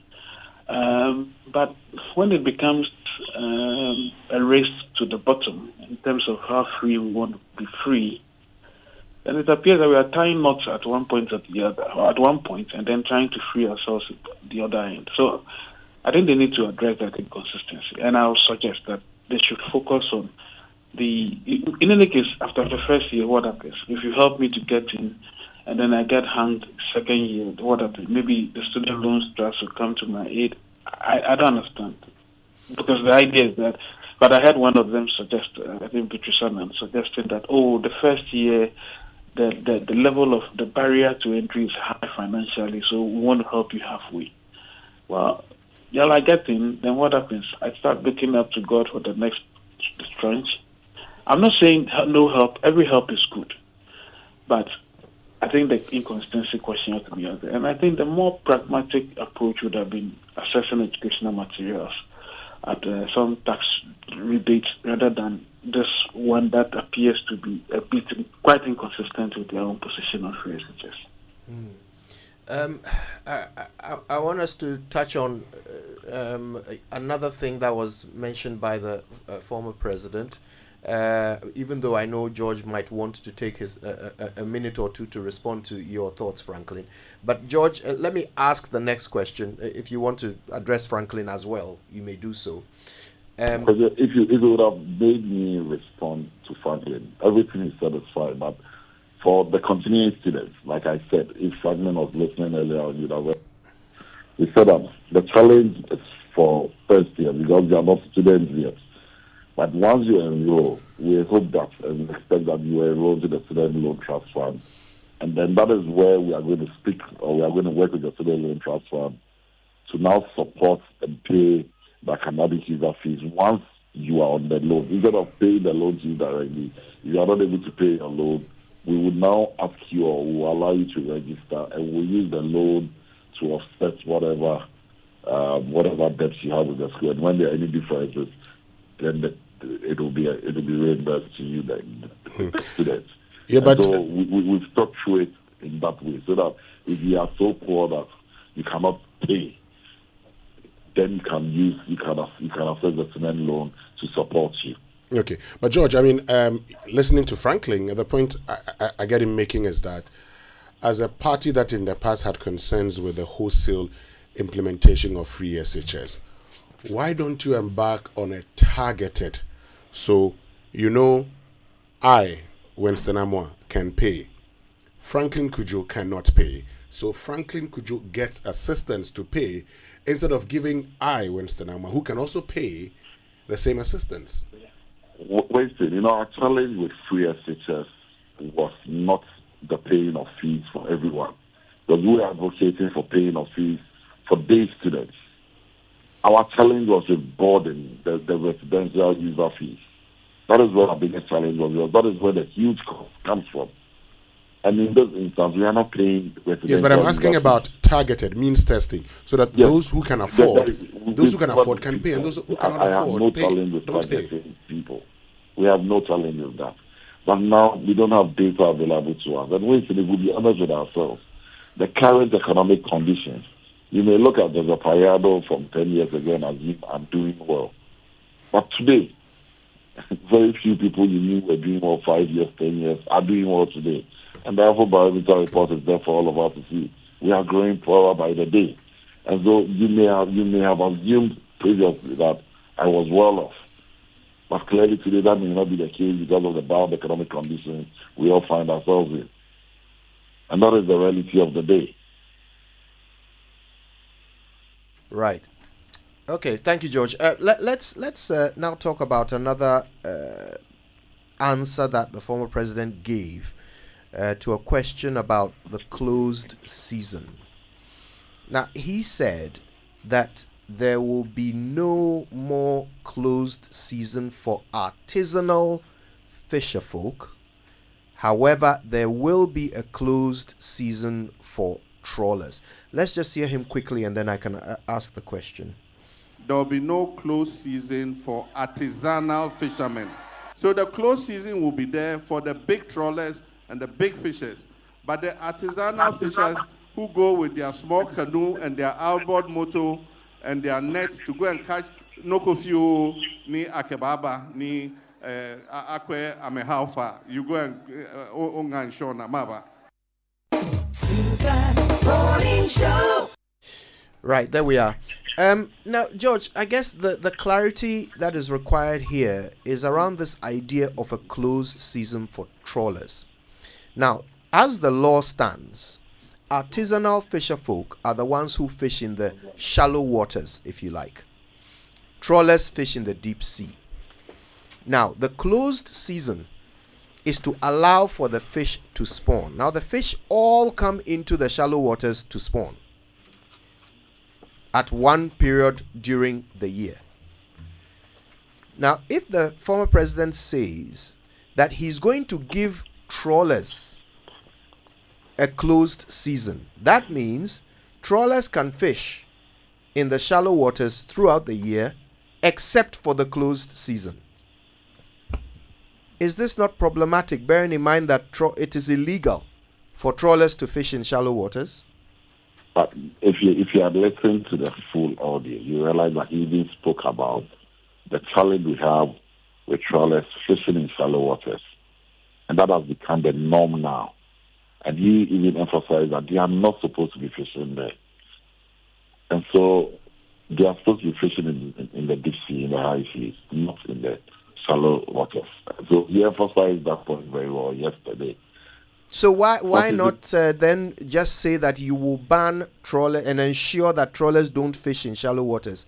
Why give them a closed season instead? He said that they are not supposed to be fishing there. The law forbids them from fishing in shallow waters. So why give them a closed season? Why give them a closed? What he said, he didn't say he was giving them. What he said was that if there is any closed season, it should be affecting them. Currently, even with the law operates, the law is not being enforced. And when we engage fishermen, when we engage our fisher folks, those were their concerns that they are struggling because they don't have the capacity to go into the deep waters. Those who have the capacity to go into the deep waters are now struggling with them around the shallow waters. And when they come into the shallow waters with their big boats, it disrupts the breeding processes for the fishes. And that is the challenges. So that is what the Excellency was emphasizing on, that they are not going to be allowed in the shallow waters. But you see, when we talk about where will the closed season apply? So where will the closed season apply? When will the close for all fisher folks? Minus the artisanal. What was the word? I'm not able to pronounce artisanal, yeah. Artisanal fishermen. So that means the trawlers. Come again. So that means the trawlers, right? They have some who just go with their nets. Yeah. So where will the closed season be applied? In the deep sea? Yes, deep sea. And then we are not going to allow them. We are not going to allow the trawlers come into the shallow waters at all. Yeah, so that the closed season will be in the deep sea? If they are not fishing in the shallow waters and it's left to our smaller fisher folks, all year round they can go in and get something more. And they can even have enough stock. And so when they are even difficult, so when they are closed, they only have to struggle. But because they have to struggle with those big boats all season round, it always becomes a challenge when the sea is closed. Let me put it that way. Right. Forgive me. I really want to get it clear. I want to understand it. So there will be a closed season for trawlers, but that will be. I'm not from a coastal area, so this is not my area of expertise. What I can do for you is, I will get somebody from our Manifesto committee who sits on the fisheries committee to answer most of these questions for you. All right. I cannot pretend to be a master of all trade. It is not an area I'm very familiar with. That's okay, George. That's okay, George. Let's touch on the taxes, and then we can get Franklin to comment on both. So there was a promise to scrap the e-levy and the betting tax, and that has sparked some reactions from economists who suggest that everywhere in the world there's a tax on betting. Why does the former president not want betting in Ghana to be taxed? No, so he didn't say he does not want betting in Ghana to be taxed. The people who are being taxed are not the people who should be taxed. The taxes should go to the betting companies themselves, not the people who, the small, should I put it? The winners. The individuals who go and bet. The winners. No, not the winners. Right, but winners are taxed everywhere. Yeah, you see, if you look at the kind of betting our people are doing here, and you compare it to the gambling, the big casinos and what have you, where taxes and the big lotteries, it's totally different. We are looking at this sports betting taxes for people who don't have jobs and are struggling, and because the economy is so bad. And he also gave an alternative. When you spoke about scrapping that tax, he also spoke about an alternative source of taxes. He just didn't live in that. He said it's a revenue stream.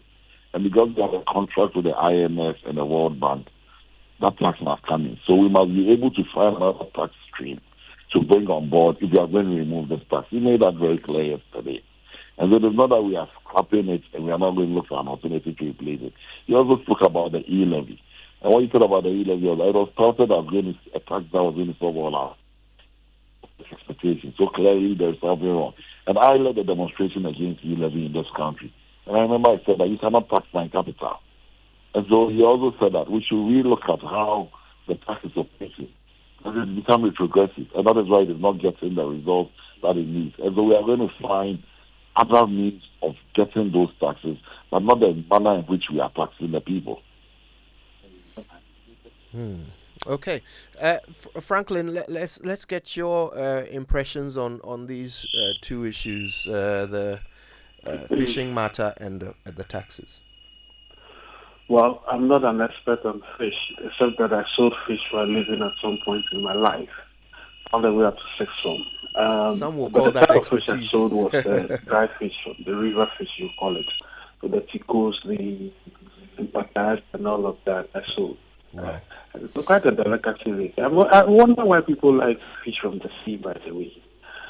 Which means to me that if you think the fish is being overfished, probably want to look at alternatives. I mean, clean your rivers, make sure that that's another conversation, isn't it? Because I'm saying the rivers are all just gone. Why don't you look at those options, optimize create avenues for people to have a variety of protein in their lives, and get more sources. As far as trawling goes, illegal fishing goes, I think it's an age-old problem, isn't it? And I think we really don't have I don't think we develop the ability to ward off these people. When I say ability, I don't mean that we don't have the wherewithal in terms of thinking. The resources. How many of these speedboats, or how do we call it, naval boats that the Navy has? I can't count how many they have, right? So maybe we need to look at that. But there'll be illegal fishing all the time. You cannot police your seas all the time. It's not possible. Well, it may be possible if you have a lot of resources. So for me, my thinking is this whole thing about seasonal fishing and politics and political premix. I don't even understand this whole business. Let's optimize, create avenues for people to have multiple sources of protein. In any case, so that's what I'll say. I don't have any major point about this fish matter. I don't particularly like seafish myself, so anyway, that's selfish, by the way. Listen, on the issue of taxation, there's obviously the inelasticity aspect of a tax like betting tax. In spite of the economic challenges, I do not agree that we should remove taxes from the bettors. If we can revise the taxes downwards, because I think at the point it was so high. I heard some of the boys complain, and I thought I understood them that we are not creating jobs for me as a government. The little joy I get from betting, we tax the joy away. So we don't want that. So I think there must be a middle ground.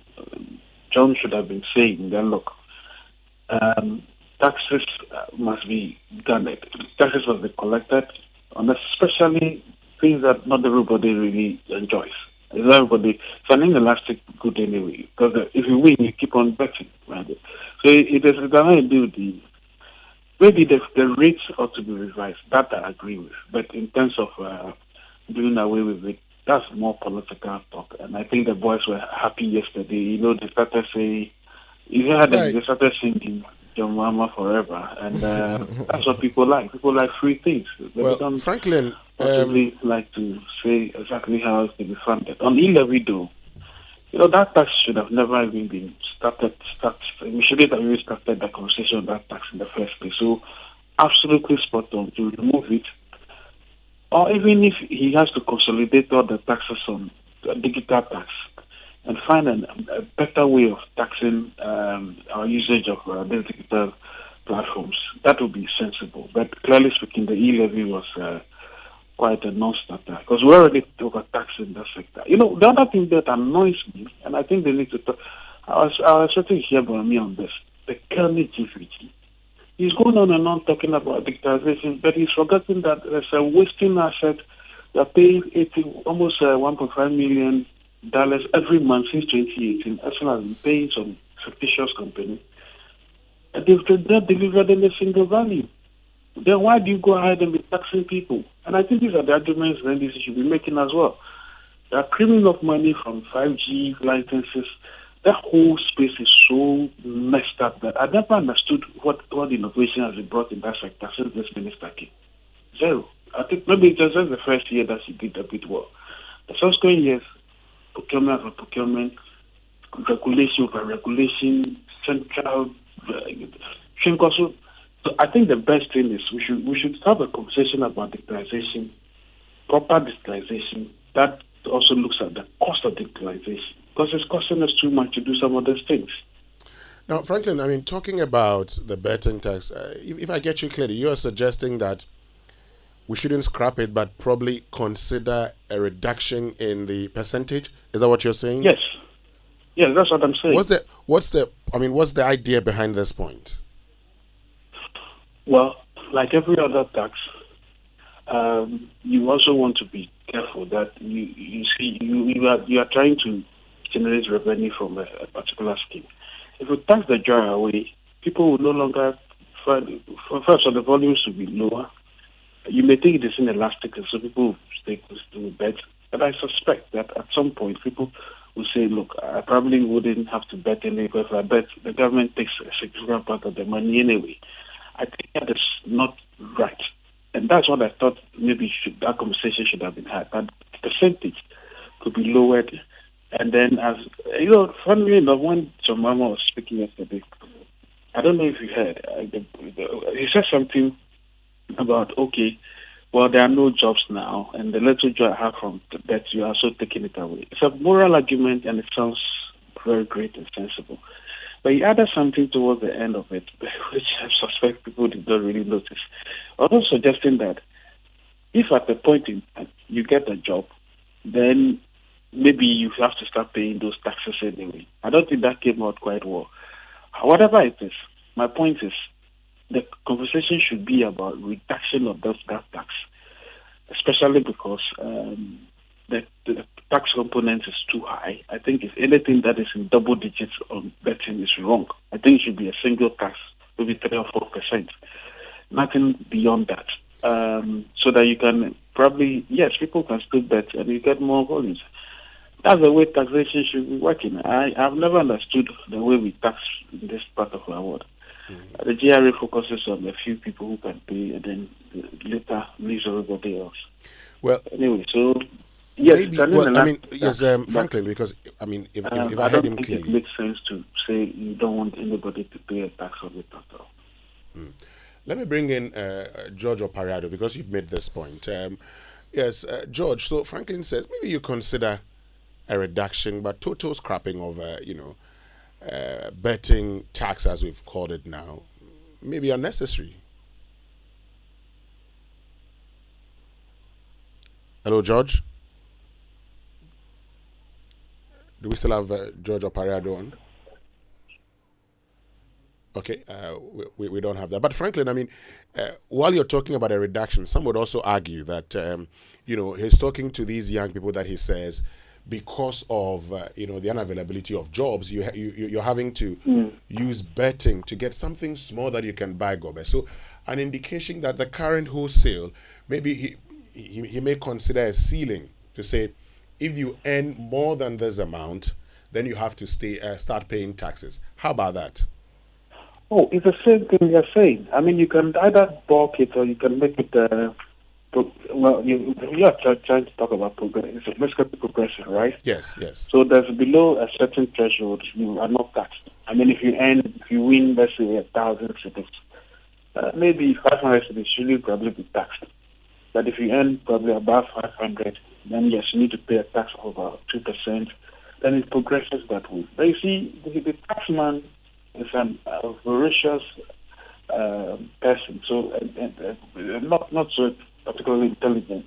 So all they want to do is tax the joy, tax. The money is coming. Let's tax. But they're not taxing to create. In fact, the whole idea really is that you want people to have a life balance that they can also say, okay, well, I spend a bet here, I made a little win. I understand. Look, these things are difficult conversations to be had. So I'm sure some people will be this is a sin tax, so we need to tax the sin out of tax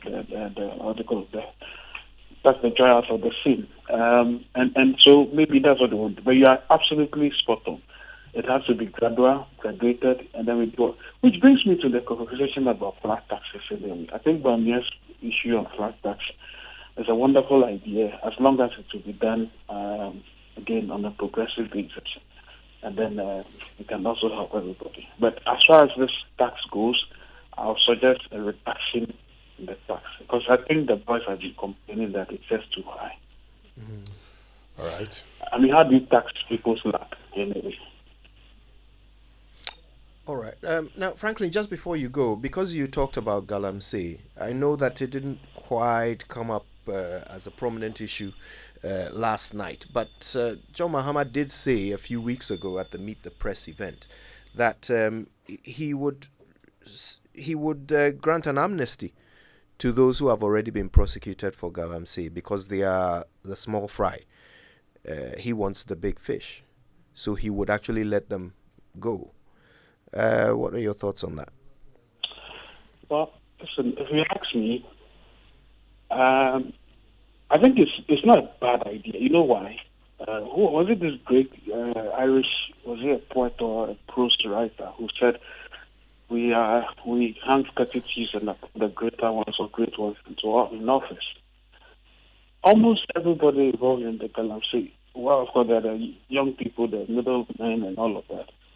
We all know that at the tail end of it, at the end of the chain, at the other end is some big people who are actually facilitating this whole thing. Why are they being left? Look at how the OSP is struggling to deal with this. I've said that Anas did his own stuff. What have we done about it? People fight you through courts. I think the whole government, maybe it's only Nanado who is not probably involved in Galamsey. I think everybody, governments, one way or the other, has an interest in Galamsey, and so they're not even interested. I have another giving up, because I think if he had his way, he probably would have done something about it.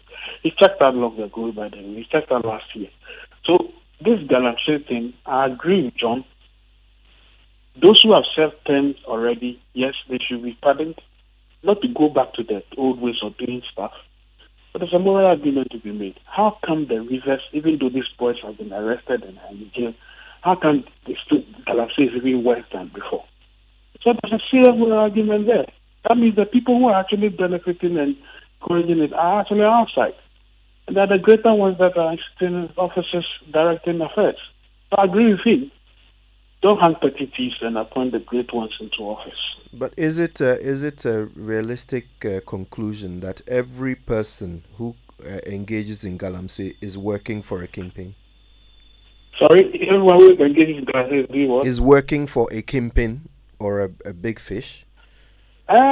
Maybe not. But you see, the way the gold thing works, right? In any case, you trace this illicit material. Even if you engage in, you are not part of the network of a kingpin. At the end of the day, the kingpin buys it anyway. Because how do you sell this stuff anyway? Because it's illegal. So once people who buy them are kingpins, so you've actually been part of the process of galamsey. Galamsey is not just the people who go and dig. It's the value chain itself, the way it is sold, the way the commerce through which it passes.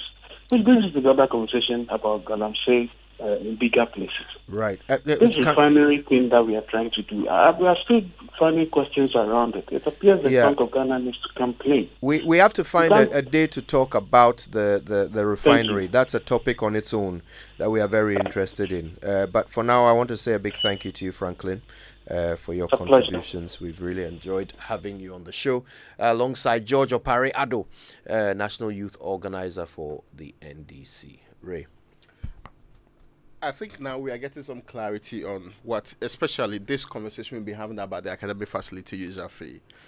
I would have expected that a policy, and we should make it the norm, policies identify gaps. You get what I'm trying to say? In policy making process, somebody would have identified the gap there. What is the current gap in the system? We are being told that people are increasingly finding it difficult to pay entry fees into universities. Now, Winston, when we discussed the Legon fee, for example, the 2,300, and you said we should take away the additional fee, so about 2,000 that is paid by a humanities student going to Legon for 2023-2024 academic year. The policy down there by the university is that 50% of that, in fact, it's the residential facilities that fee that you have to pay all. So, but the academic facility user fee, in Legon's case, you can pay 50% before you go into entry. I, frankly, do not accept as a very strong excuse that we cannot tell, if I'm education minister today, tell Legon that you are expecting 2,000 students. Out of that 2,000 students, even if you believe everybody should be paid for and that it should go through the students' loan trust fund system, we have identified 500 students who will be applying for a student's loan. Let them go into the school. When they spend some time in the school and the student's loan system clears them, we will pay you by the end of the year. I hope you get me. Nobody should miss the point that government has already taken care of tuition, which is the huge chunk of the fees for the child. So if government is telling, and in this republic, we have changed, this is an act of parliament, not entrenched constitutional provision. We have changed acts of parliament. We have introduced laws within days. Do you get me? We have called even certificate of urgency has happened in the republic before. So why? When free SHS came, we didn't do it retrospectively, right?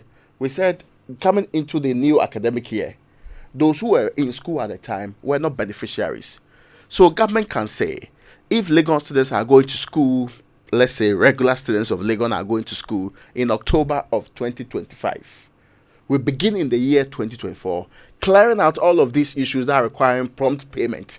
I hope you get my point. Precisely. I mean, I think we should think deeply, but fundamentally, we should have that data that suggests that out of the 60% or so who are unable to take up Legon admission, even though they passed and were admitted to Legon, it was because they could not pay the academic facility user fee. This is where you now convince me and many others that there's a need to bridge the gap or step in and help them. If it's 60%, and I want to believe if it's even 80%, then there's overwhelming need there. If it's 20%, I suggest to you there's a way to identify that 20% and deal with that matter in a way that you don't make a blanket policy out of it. And I'm not saying helping people is not good. I'm saying let's evolve in our thinking because our resources are not unlimited. If you make a decision to spend 200 million on a project, it means that some other area will be lacking 200 million. That's a simple. It could be goods and services for a preposterous unit. You get my point? It could also be consumables for a hospital. Precisely. So, I mean, you choose properly. And we are no longer excited by mere propositions that appear not to be so much grounded. I know a lot of brilliant minds in the NDC. So I'm expecting that this question, why is this need urgent? And the excuse that we've spoken to a couple of people is not good enough. No, that's not data. Yeah. And we should be able to evolve our thinking. And you see, he explained that he didn't have the numbers with him. But in fact, I'm hoping that he's able to furnish us with these numbers, because that will reveal a lot. If you are, look, it doesn't matter the percentage. You gave examples of 60% or 80% or 20%. It doesn't matter the percentage. If you have the data, it means you know the people. Mm-hmm. If you have the data, you know the people. So it doesn't have to be a blanket policy at all. Because if you have data, it means you know those who need it. And if you know those who need it, provide it for them. Is that not it? Now, today, we tell ourselves that we know our people. The Statistical Service can map out for you where the poorest of our people in the Republic of Ghana are. Absolutely. Indeed. Censuses collect data, sometimes on earnings. You remember, right? When they come to your home and all of that. We cannot still be acting as if we're a 14th century state that struggles to get data on basic things. If we truly want to do it, we can do it.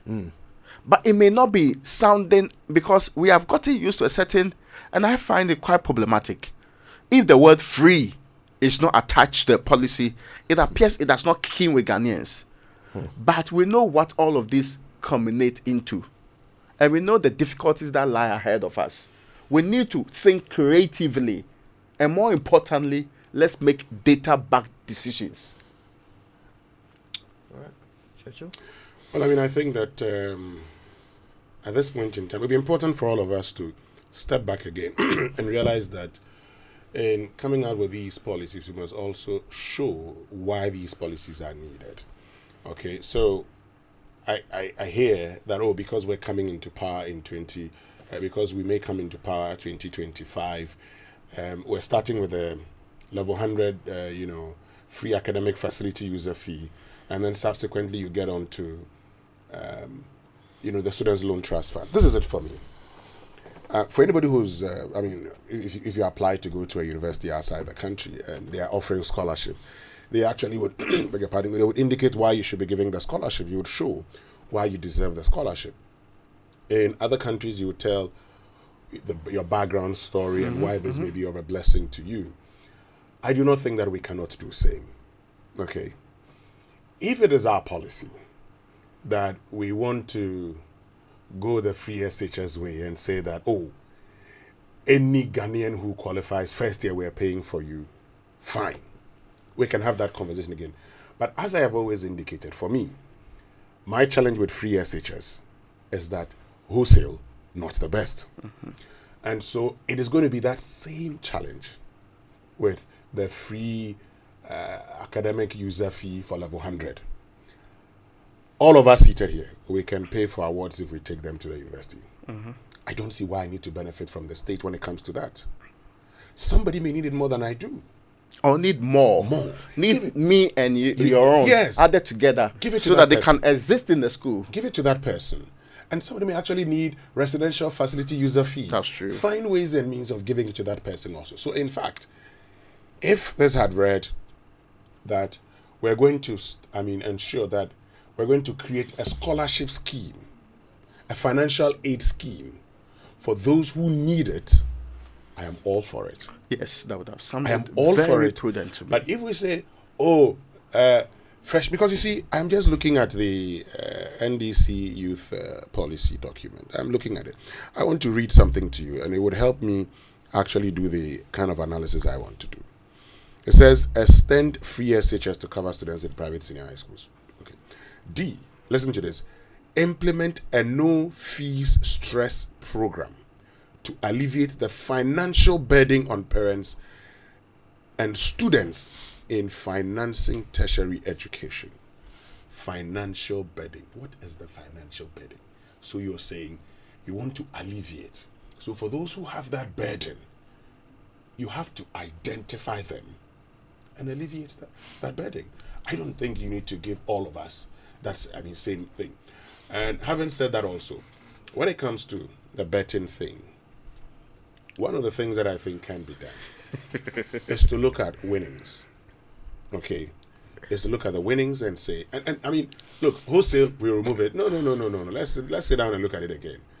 Do we say, for instance, that okay, when it comes to winnings of this margin, you're not going to be taxed? And this is it. At the time this started, the GRA said because today they didn't have a way of checking the winnings, they rather were going to check from the withdrawals. So if you're withdrawing, then you pay the 10%. Mm-hmm. Which means you could win, and as long as you keep it in the betting system, you don't pay. No, you don't pay. But if you win, you want to spend the money, you pay. That's it. Yeah, because if you win, you want to use the money. You pay. Whatever transfer you do, you will pay. But this is it for me. I think that if we actually streamline it properly, we can say, okay, winnings of this margin would attract this percent. I mean, it should be progressive. This percentage of tax. This one gets you that percentage of tax. That gets you that percentage of tax. So that if, for instance, we're saying that, okay, for these guys who engage in bettings of 5 cedis and win around 100 cedis or 200 Ghana cedis. I call them the low-income individuals. Exactly. Whose only financial relief is perhaps engaging in this. That's it. So for those people, we can actually say, no taxes. As we even do with the income tax. I mean, your salary, there's a certain level. There's a threshold. Gradated in a way. Yes. It's progressive. So as you earn more, you get to pay more. So we can do that. But as for wholesale, because I know somebody who doesn't do any work. All he does is that he has actually employed people to be betting for him. He set up a whole room where people are betting, ice hockey, everything, they are betting. And he's making a lot of money. You think that person doesn't have to pay some. And when I get my small salary, then I go and pay. I get your point on that. Yeah. And luckily, we have come to some understanding of how we treat the low-income people whose only avenue for making something meaningful is to, what they call it, a betting. So I think that we are in the middle line on that. Yeah. Yes. Yeah. I mean, I'll wrap by saying, look, anytime that someone wants to solve your problem and insists on spending money to solve it when it could be solved without spending money, you have to ask yourself why. Why does he prefer to spend money? Okay. The NDC and John Mahama have come a very long way from their original position on free SHS. To hear them now say that they will even extend it to private schools. And then on top of that, they are also going to pay academic fees for every first-year student. Problems that can be solved without money. If you insist on spending money to solve it, you make me question you. Because this one is a matter of just changing a simple law. They are collecting the money from them up front, and they can't afford until they get their what's it called? Into the school. Yes, until they get their admission letter. Student loan. Okay. So just arrange it so that they don't have to make any payments until they are eligible for the student loan. They apply and then they make their payments. Just do that. I mean, it's a simple, elegant solution that doesn't require the consolidated fund being depleted of 200 million to achieve it. Especially when academic facility user fees were introduced because government reneged on this responsibility of giving schools their subsidies. Precisely. Oh, come on. No, I mean, this one is no. Please, let's sit down and think of solutions that don't cost us all money. Why? All right then, let's take some messages. We're back after these. Hey, Eradi, where are all these high bills coming from? Now, where they made it here? In these times of high electricity tariffs, Build-Free Solar Hybrid Air Conditioners are your sure bet to cut down on electricity bills. Build-Freeze cool your buildings comfortably with very low energy consumption. The amazing part is the air conditioners are built with the latest German technologies that give you 80% savings on energy consumption compared to traditional air conditioners. Build-Freeze come with a 6-year warranty and free after-sale servicing for a year. Please call us for purchases on 053-1100-915, 053-1100-915. Build Freeze, superior cooling with lower energy.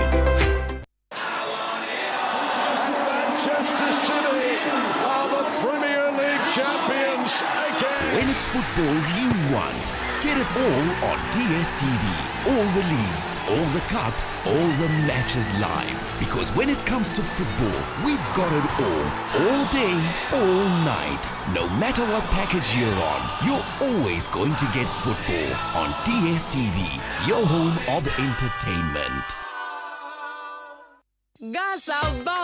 Gasaba. Smoke from firewood and charcoal is harmful and as damaging to our lungs as cigarettes. It can cause heart diseases leading to stroke and may even affect our eyesight in the long run. Grandmothers, mothers, sisters, wives, men, caterers, and everyone still cooking with charcoal, let's switch to LPG gas. The National Petroleum Authority has introduced the cylinder recirculation model in collaboration with local partners to make gas more accessible in all local communities. Whether you own a cylinder or not, join our CRM initiative. Simply show up at any exchange point near you with a small down payment to receive a filled cylinder or swap your empty one. Regular safety checks will be in place. Say ebisa musemo or gas. Afeidie gasaba. Switch from firewood and charcoal to gas for a better and healthier life. This message is brought to you by the National Petroleum Authority and the Ministry of Energy. Are you ready for the National Sales Leaders Conference organized by Core Event Solutions and MGA Consulting in partnership with the Chartered Institute of Marketing Ghana? It is on the 14th to 15th of August, 9 a.m. each day at the Accra International Conference Center. The special guest of honor is the Minister of Finance, Dr. Mohammed Amin Adam. Don't miss out. For more information, call or WhatsApp 050-2711070 or visit www.nslcaccra.org to book a seat now. See you there. We shouldn't have gone to that party. Masa, my head is killing me. Is that your stomach? Yes. What did you eat? I don't know. Get rid of your gastric problems with number 10 liver salt. Number 10 gives you quick, effective relief from nausea, indigestion, heartburns, hangovers, and hyperacidity. And with different fruity flavors such as orange and lemon, it's a pretty tasty way to end an uncomfortable situation. Number 10 liver salt from Ernest Chemist, because everyone needs a chemist. This advert has been vetted and approved by FDA. Everyone is running to Bills. Enjoy the peace of mind that comes with acquiring any of our loan facilities. For whoever you are and whatever you're doing, Bills has a product for you. No susu, no deposits. All you need is your Ghana card. Call 0302-200-390 or 0596-928-33 today and live a bill-free life. Bills Microcredit is licensed by the Bank of Ghana. Bills, financing your needs. Terms and conditions apply.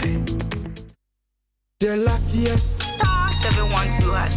Luck is everywhere.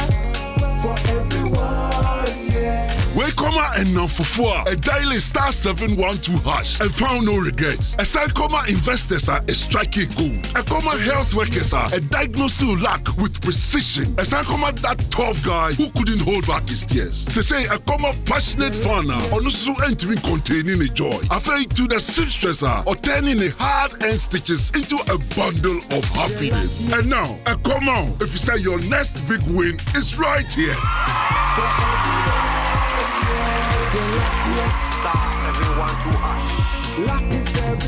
Dial star 712 hash and join the luckiest winning celebration. From the 1st of July 2024, dial star 712 hash to keep buying tickets as a group, individual, or even as a community. Win loads of cash and prizes in the community draw or go for the grand draw on the 30th of November 2024. Unlock your luck with star 712 hash. Join the winning streak now. The luckiest. Star 712 hash. Luck is everywhere. For everyone, yeah. The luckiest. Coffee in your cup and joy on the set. The Super Morning Show is always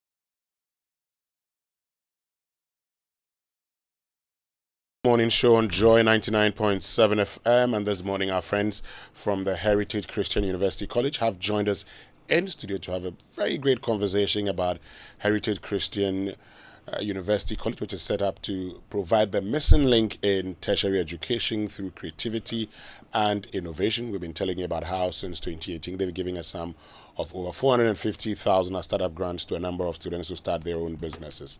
So you know that in today's diverse job market, it's crucial for students to leverage their unique skills and talents. And our discussion today centers on how Heritage Christian University College is fostering student strength through practical learning experience, mentoring, and skills development in preparing their graduates to stand out in the competitive job environment. We are privileged to be joined by Priscilla Dede Mate, who is Assistant Registrar, School of Graduate Studies and Research, and Nuruddin Adams, Student Success and Alumni Support Officer. Good morning, and thank you very much for joining us. Good morning. I believe you're all doing very well. Yes. And the school is also going on well. Very well. Great. So tell me how, Heritage Christian University College is helping students excel with their right mindsets to create the change that we need at our workplaces. Thank you very much. Heritage focuses on core values that drives its students, including its staff. Anybody who comes into contact with us knows about our 5 C's. We have conviction, character, creativity, community, and community relation. So whatever you learn, you are bounded by these 5 C's. These 5 C's are the driving force, because you have to have an ethical value, you have to have a creative mindset. You shouldn't always be waiting to be employed. That's why we take seriousness in adding entrepreneurship in every course that you take at Heritage Christian University College. Okay, you want to add anything, Nuruddin? Just by that, we also just want to let people know that we are located in Amasaman and we are affiliated, having our accreditation from GTEC. So the school is well, furnished to accommodate each and everyone. So yeah, just a little bit to add to what she said. So you've talked about the fact that you just don't get students coming in and, learning. In Ghana, we say do the chew or get away. That's the end of it. But you're actually creating students educating students who become creative and innovative. Mm-hmm. I want you to help us understand how you're able to provide opportunities to encourage students to innovate and create startups. We have something called a Startup Challenge. Mm-hmm. It's a business incubator. Okay. And for that, we have a whole center for entrepreneurship, professional, and ethics. These business startups gives money, like the introduction you did. So far, we spend that amount of money on student startups. And these are startups to help students inculcate the businesses they have. Most often than not, every student who can pass through Heritage, whether you are a nursing student, IT student, HR student, business student, there's no way you graduate and go and sit at home. So the business incubator has been placed in such a way that it's very competitive. Every year, a money 100,000 plus is dedicated purposely for that. And we have students vying for it. They are not chosen by us. We have people coming, professionals coming in to sit for the student to pitch the business idea and get the money. Right now, we have about 4 businesses striving. We have poultry farms, we have students in decor, we have students in catfish, we have students in fruits and juice production. Wow. So this is something that we try to encourage every student who pass through Heritage to take it up. And we do that because we want to make sure that every student have an industrial internship as well. So you take your industrial internship by the 3rd year, which is the level 300.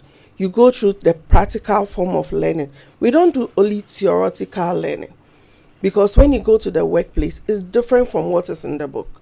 So you get a hands-on practice to be able to practice whatever you are being taught. Yeah. Interesting. Yeah. And the school also has a good relation with the Lufthansa Group, where each and every year they organizes Impact Weeks, where we get exposed to the foreign way of learning through design thinking and how to be problem solvers in the industry. So with this kind of great opportunities, we open ourselves to the new world and how things are working so that we can help our environment in Ghana as well. Great. But you know what? Given the speed at which technology is developing, educational programs must be up to date, right? So, what is the heritage story when it comes to the use of technology in education? So I must say I am let's say try and tested candidate from Heritage. I am an alumnus, and so when I say that the school technical driven vision is so wide and it's so good, because each and every student is given a laptop to study, because we don't want to do the manual way of doing the read from the books and all those stuff.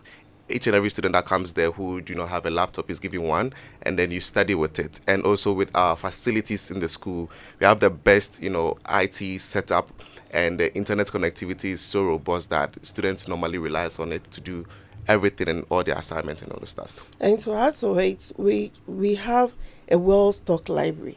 We are not talking about only physical books. So for us, technology is a big deal. You need to visit and see the kind of, we have a learning commons, not a library. It is a learning commons. So every level when you come, you have the undergraduate, you have the graduate level, you have the research, basically dedicated to research. And it's a fully furnished library with software, hardware, in terms of books, in terms of various online journals. Everything that we need to subscribe to make learning and research very easy for students is something that you find at Heritage.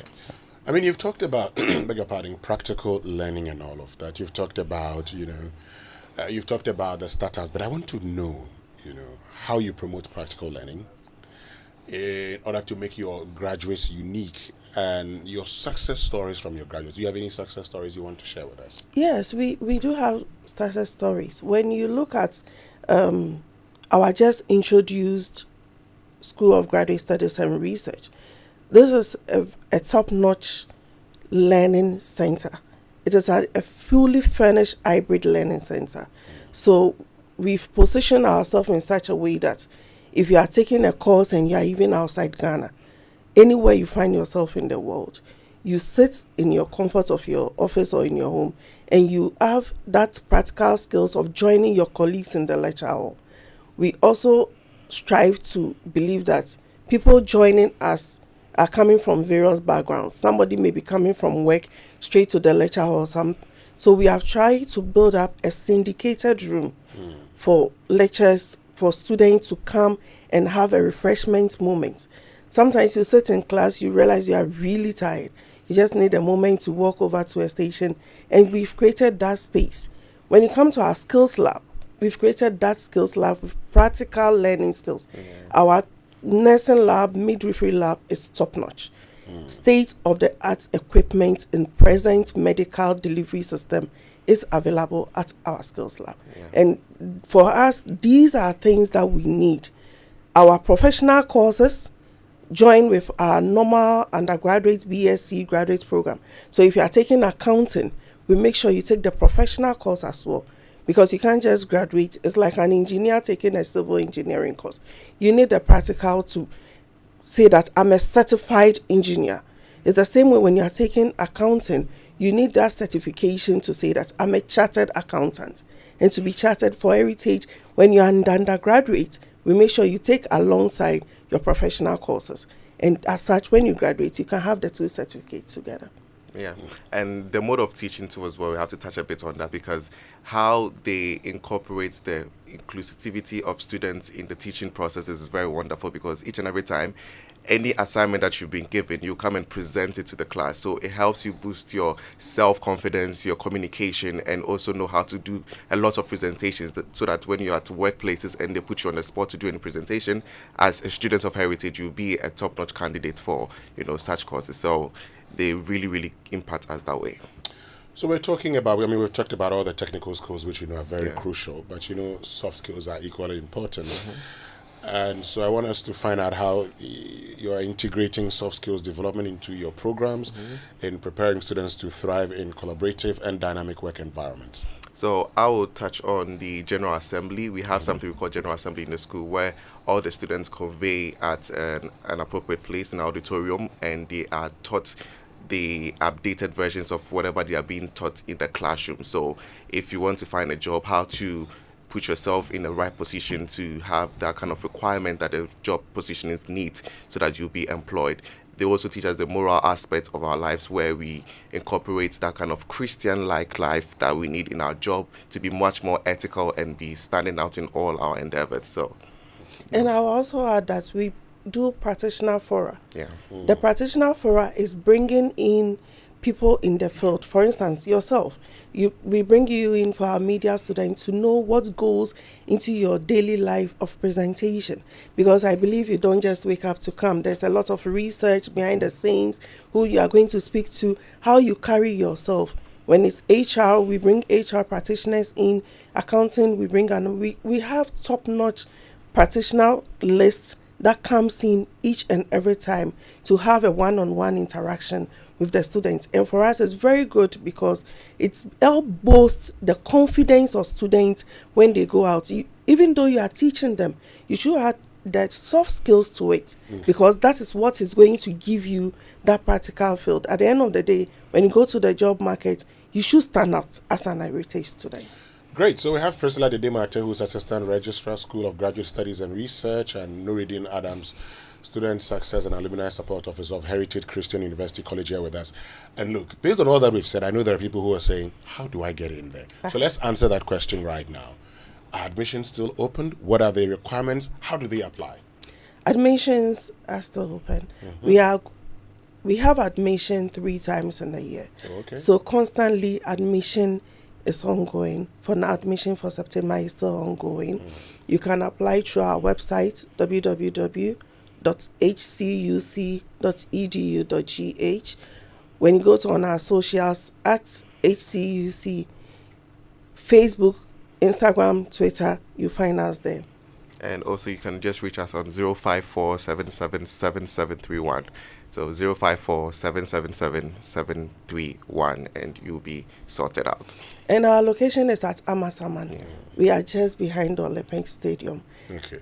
But what are the entry requirements? For instance, if I want to read an undergraduate program? You have to get the general requirement, that is the C6 is the cutoff point, and so anything above that you are eligible to apply for. And for the graduate studies program, you need between the first class to second class lower and the professional certification. So if you have a professional certification, you can also apply for the graduate school programs. Great, but for that person listening to us who's a bit undecided, he says, should I apply? Do I not apply? What do you tell him or her? I will tell you, you need to apply. You need to apply to Heritage because we are training entrepreneurial leaders. Our leaders, we need to build on our leadership. And when you want Christian education, Heritage is there for you.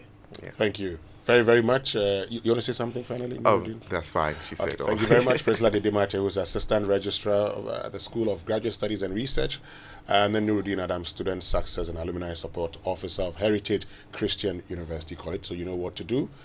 Pick up your phone and get onto their social media handles, or get onto their website, hcuc.edu.gh, or you can give them a call. He put the number out so that you can enroll at Heritage Christian University College. Stay with us. We'll be right back. This is James. Leave a message. James, the game's about to start and everybody's here. Salah's got the meat going, Erling's got the cold ones, Saka's chilling. Where are you, man? All your best football friends are waiting for you to join them for the Premier League. From 10 August to 10 November, you can get GoTV Super Plus now for the discounted price of 265 cedis to enjoy all 380 games of the Premier League live. Don't wait. Upgrade today. GoTV. Love it. T's and C's apply.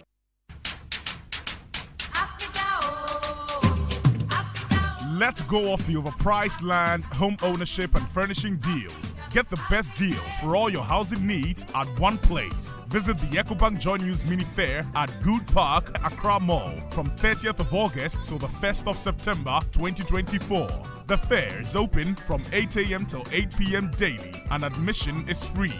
Be there to engage with various stakeholders in the housing value chain for your home ownership needs. EcoBank Joy News Habitat Fair. Get a house, make it a home. The EcoBank Joy News Habitat Fair is in partnership with EcoBank, the Pan-African Bank, and powered by the Plant City Extension Project from Cities and Habitats, Rent to Own, and sponsored by Elegant Homes, where quality meets value, safety and home solutions. You think of a door, we have it. G&J Technical Services, G&J, the Generator People, Def Tracker Woodlands, a master planned gated city, DPS Pipes, connecting you to life, Home World Building Supplies, let's build together, Global Lighting, your solution to quality lighting, Superlog, you deserve the best, Everlast UPVC windows and doors, the right choice for windows and doors, Syntex Tank, Air Strong, Air Tough, Less Fortune Limited, Curtains Papebi, luxuriously perfect, DBS Roofing Industry, your roof experts, Virtual Security, complete security solution,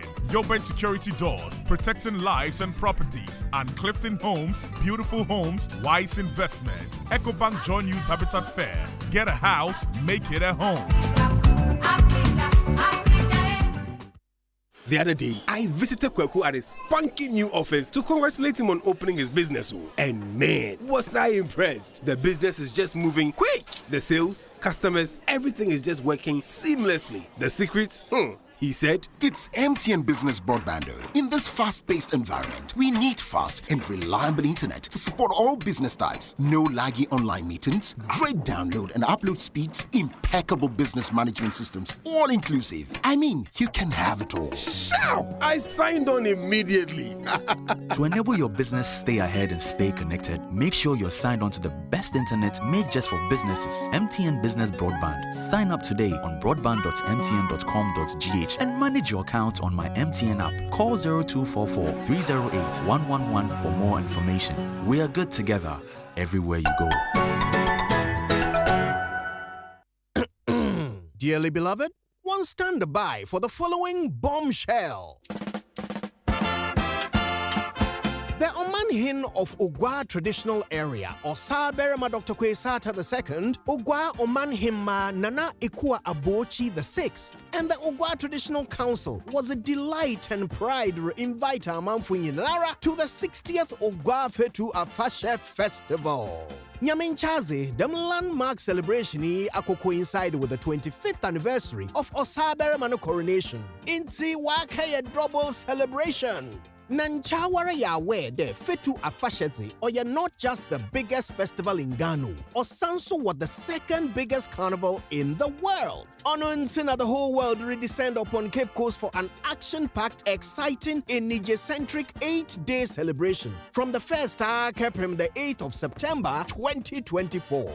Madofuma just to highlights. Theme near celebrating the city of first, our people, our future. Special guest of honor here, Otumfo Osei Tutu II.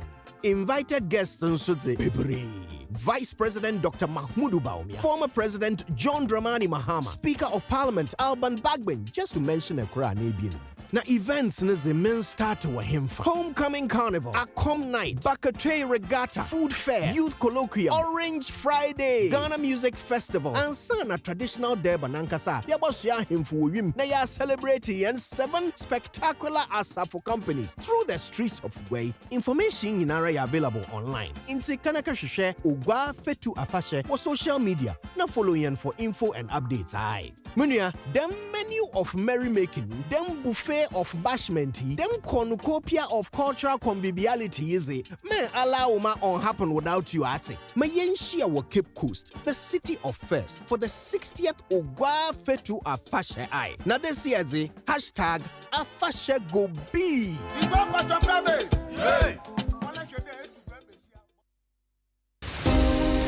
The Ghana Connect train arrives at Accra. This time we focus on the Citizens' Manifesto. How much of their priority, needs and issues have been captured in the manifestos of the political parties? How citizen-centered are the MPP and NDC's manifestos in particular? Make a date with Send Ghana and Joy News as we engage constituents to discuss the Citizens' Social Sector Manifesto. When you come to the grounds, you see that things are not working well, but they are not telling us the truth. They have to include us in their manifestos. The private school free SHS will also enjoy it. Catch the live broadcast on Joy News, Joy 99.7 FM, and across the world at myjoyonline.com and all our social media platforms. Date, Thursday, the 15th of August 2024.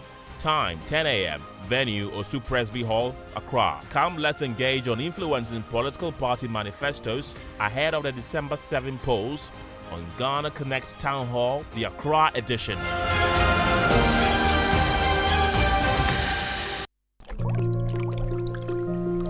Water is life. Sanitation is dignity. Climate change threatens both. Join Joy News, WaterAid, and the Greater Accra Metropolitan Area Sanitation and Water Project as we host a national dialogue on climate resilient, safe, and sustainable wash services delivery. Hear from political leaders on their plans to prioritize wash in our national agenda. Be a part of the dialogue and let's chart a path towards prioritizing wash in our national development agenda as we approach election 2024. Together, let's ensure a sustainable and resilient future for all. The date, 13th of August 2024. The time, 4 p.m. Venue, Nat Hall in Accra. It will be live on Joy 99.7 FM, Joy News, and around the world on myjoyonline.com, as well as our social media platforms. Join us. Be the change. Wash Dialogue 2024.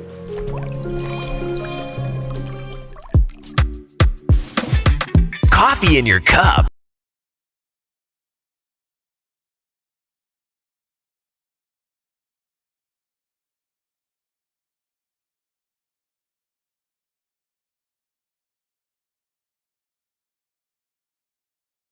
It's either you die of laughter or heart attack, one or the other, possibly both. Anyway, welcome back. I've got filler for you. Come closer to your radio. Did you know that your energy-giving, great-tasting Lucozade has a new look? Well, whether you are out and about, in the office, in school, or even in the trotro, and you need to restore your energy, look out for the new, sleeker, slimmer Lucozade Original 330 milliliter can with the same energy that you've known for years. Now you can go about your day with even more swag as you drink Lucozade from your new sleek can. So go ahead, grab your Lucozade sleek can and discover the same unbeatable energy with every sip. Lucozade, restore your energy. This advert is FDA approved. Raymond, do you know Akatina? No. I am just introducing you to snail farming. My brother. I see. That is what they call it, right? The most common one you find here. Yeah. Right? Yes. So tomorrow on the Joy Business Masterclass, the focus is on snail farming. You know, we've started a 13-week agribusiness series, and last week was the introduction. Because the boys are worried. That snail that you don't have to hunt, that can pick, is become expensive too. Yes. So please join us tomorrow at 1:30 p.m. Let's dive into the practical tips when it comes to snail farming. And I tell you what, if you do the snail farming well, Raymond, in 6 months, you can be making hundreds of thousands of Ghana cedis. Oh, wow. Oh, yes. Better than I'm saying. Oh, yes. So please, note, tomorrow, 1:30 p.m. on Joy 99.7 FM, the Joy Business Masterclass. Make a date. And this September, all roads lead to Cape Coast for the 60th Ogwa Fetu Afashe Festival. From the very first. But is the festival not Afashe? Yeah, Kojo and Jansen wrote this, I suspect. From the very first till the 8th of September 2024, as a member of the committee, come and experience an explosion of culture at Ghana's biggest festival. It's going to be 8 days of historic memory-making events like the Akom 9th and 9th of Reverence at the Cape Coast Castle, the Bakatwe Regatta. That's the one they do. Is it different from kayaking? Yes, because kayaks are a very different vessel. Okay. Canoeing is very different from the other one. Okay, well, wonderful. There's Royal Dinner with the 2-4 say 222. He's the guest of honor. And there's the Orange Friday. And this will be climaxed with the Grand Deba. Come and see Winsdamwa in charge of the Deba on Saturday, the 7th of September 2024. We are still discussing it. For the very first time, that discussion is required. For the very first time this year, you can experience fashion in the park. This is wonderful. DJ Obetu will be there. 24/7 food, drink, and entertainment bazaar. Ubeti playing back to back 24 hours, which will run. Yeah, can you believe that? In fact, the dose that you get here, back to back, 24 hours. Non-stop from the 1st to the 8th of September at the Bacano beachfront. For inquiries and to book a stand at Afashe in the park, please call 059-6050-600. Media partners are the Multimedia Group, and so come and vibe with your favorite stars from Dome, Joy, and Hits FM. Now, the city at Ogwa Fetu Afashe is going to be 8 days of fun, culture, and merrymaking. See you there. So, this August, Raymond, if you're okay, you want to be in Cape Town, but if you want to be, in Dubai, pack your bags for an 11-day Arabian adventure with Adansi Travels for just $1,750 from the 17th of August. Enjoy the best of what Dubai has to offer, from its, breathtaking cityscapes to thrilling desert adventures. And on the 19th of August, witness the epic live concert by the Efiekuma hitmaker Kofi Kinata. It has been recommended to me that I need to relax more. Okay, I need to change scenery. Let me give you more information. The realization. Right in the heart of the Dubai desert. It promises to be nothing short of fun, excitement, and unforgettable memories. Seats are filling fast, so hurry. Call Adansida on 053-100-8550 or 059-500-817 to book your spot. You can also visit adansitravels.com for more information. Adansi at 11, what's your vibe? Okay, now, do you want a British degree at a fraction of the cost? Do you want a vibrant student experience in a community that equips you with useful employability skills, taking you one step closer to the career of your dreams?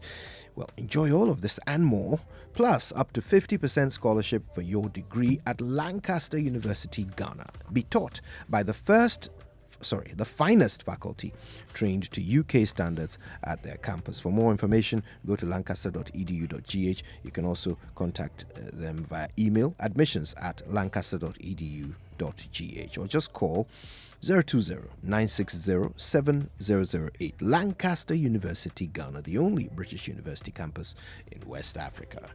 What can you remember from 15 years ago?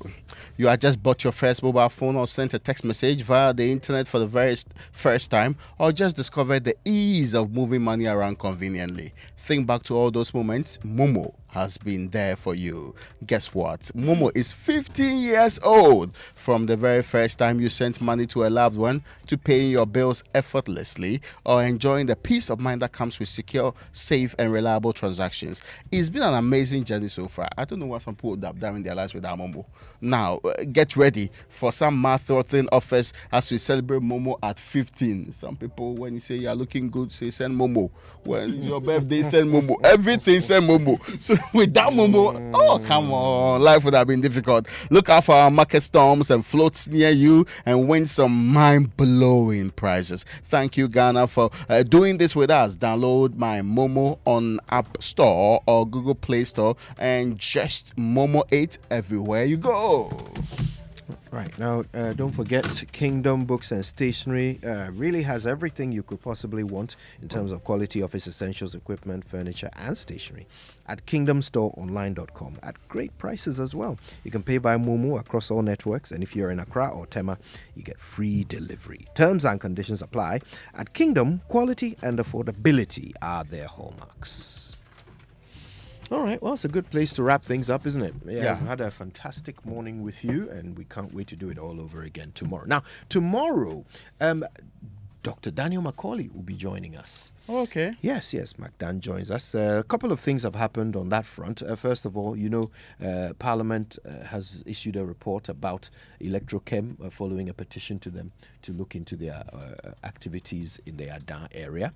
So that report has come out a few weeks now, and we can certainly ask him what his future plans are on that. Also on social media, I don't know if you noticed people raising some interesting rumors about him. Well, he'll be here tomorrow, so if you have any questions, you can ask him yourself. All right. Yeah, it's a good place to end it. My name is Kojo Yankson. I'm the morning man. Winston Amon. Have a good one. Hey, Raymond too is here. No, mostly.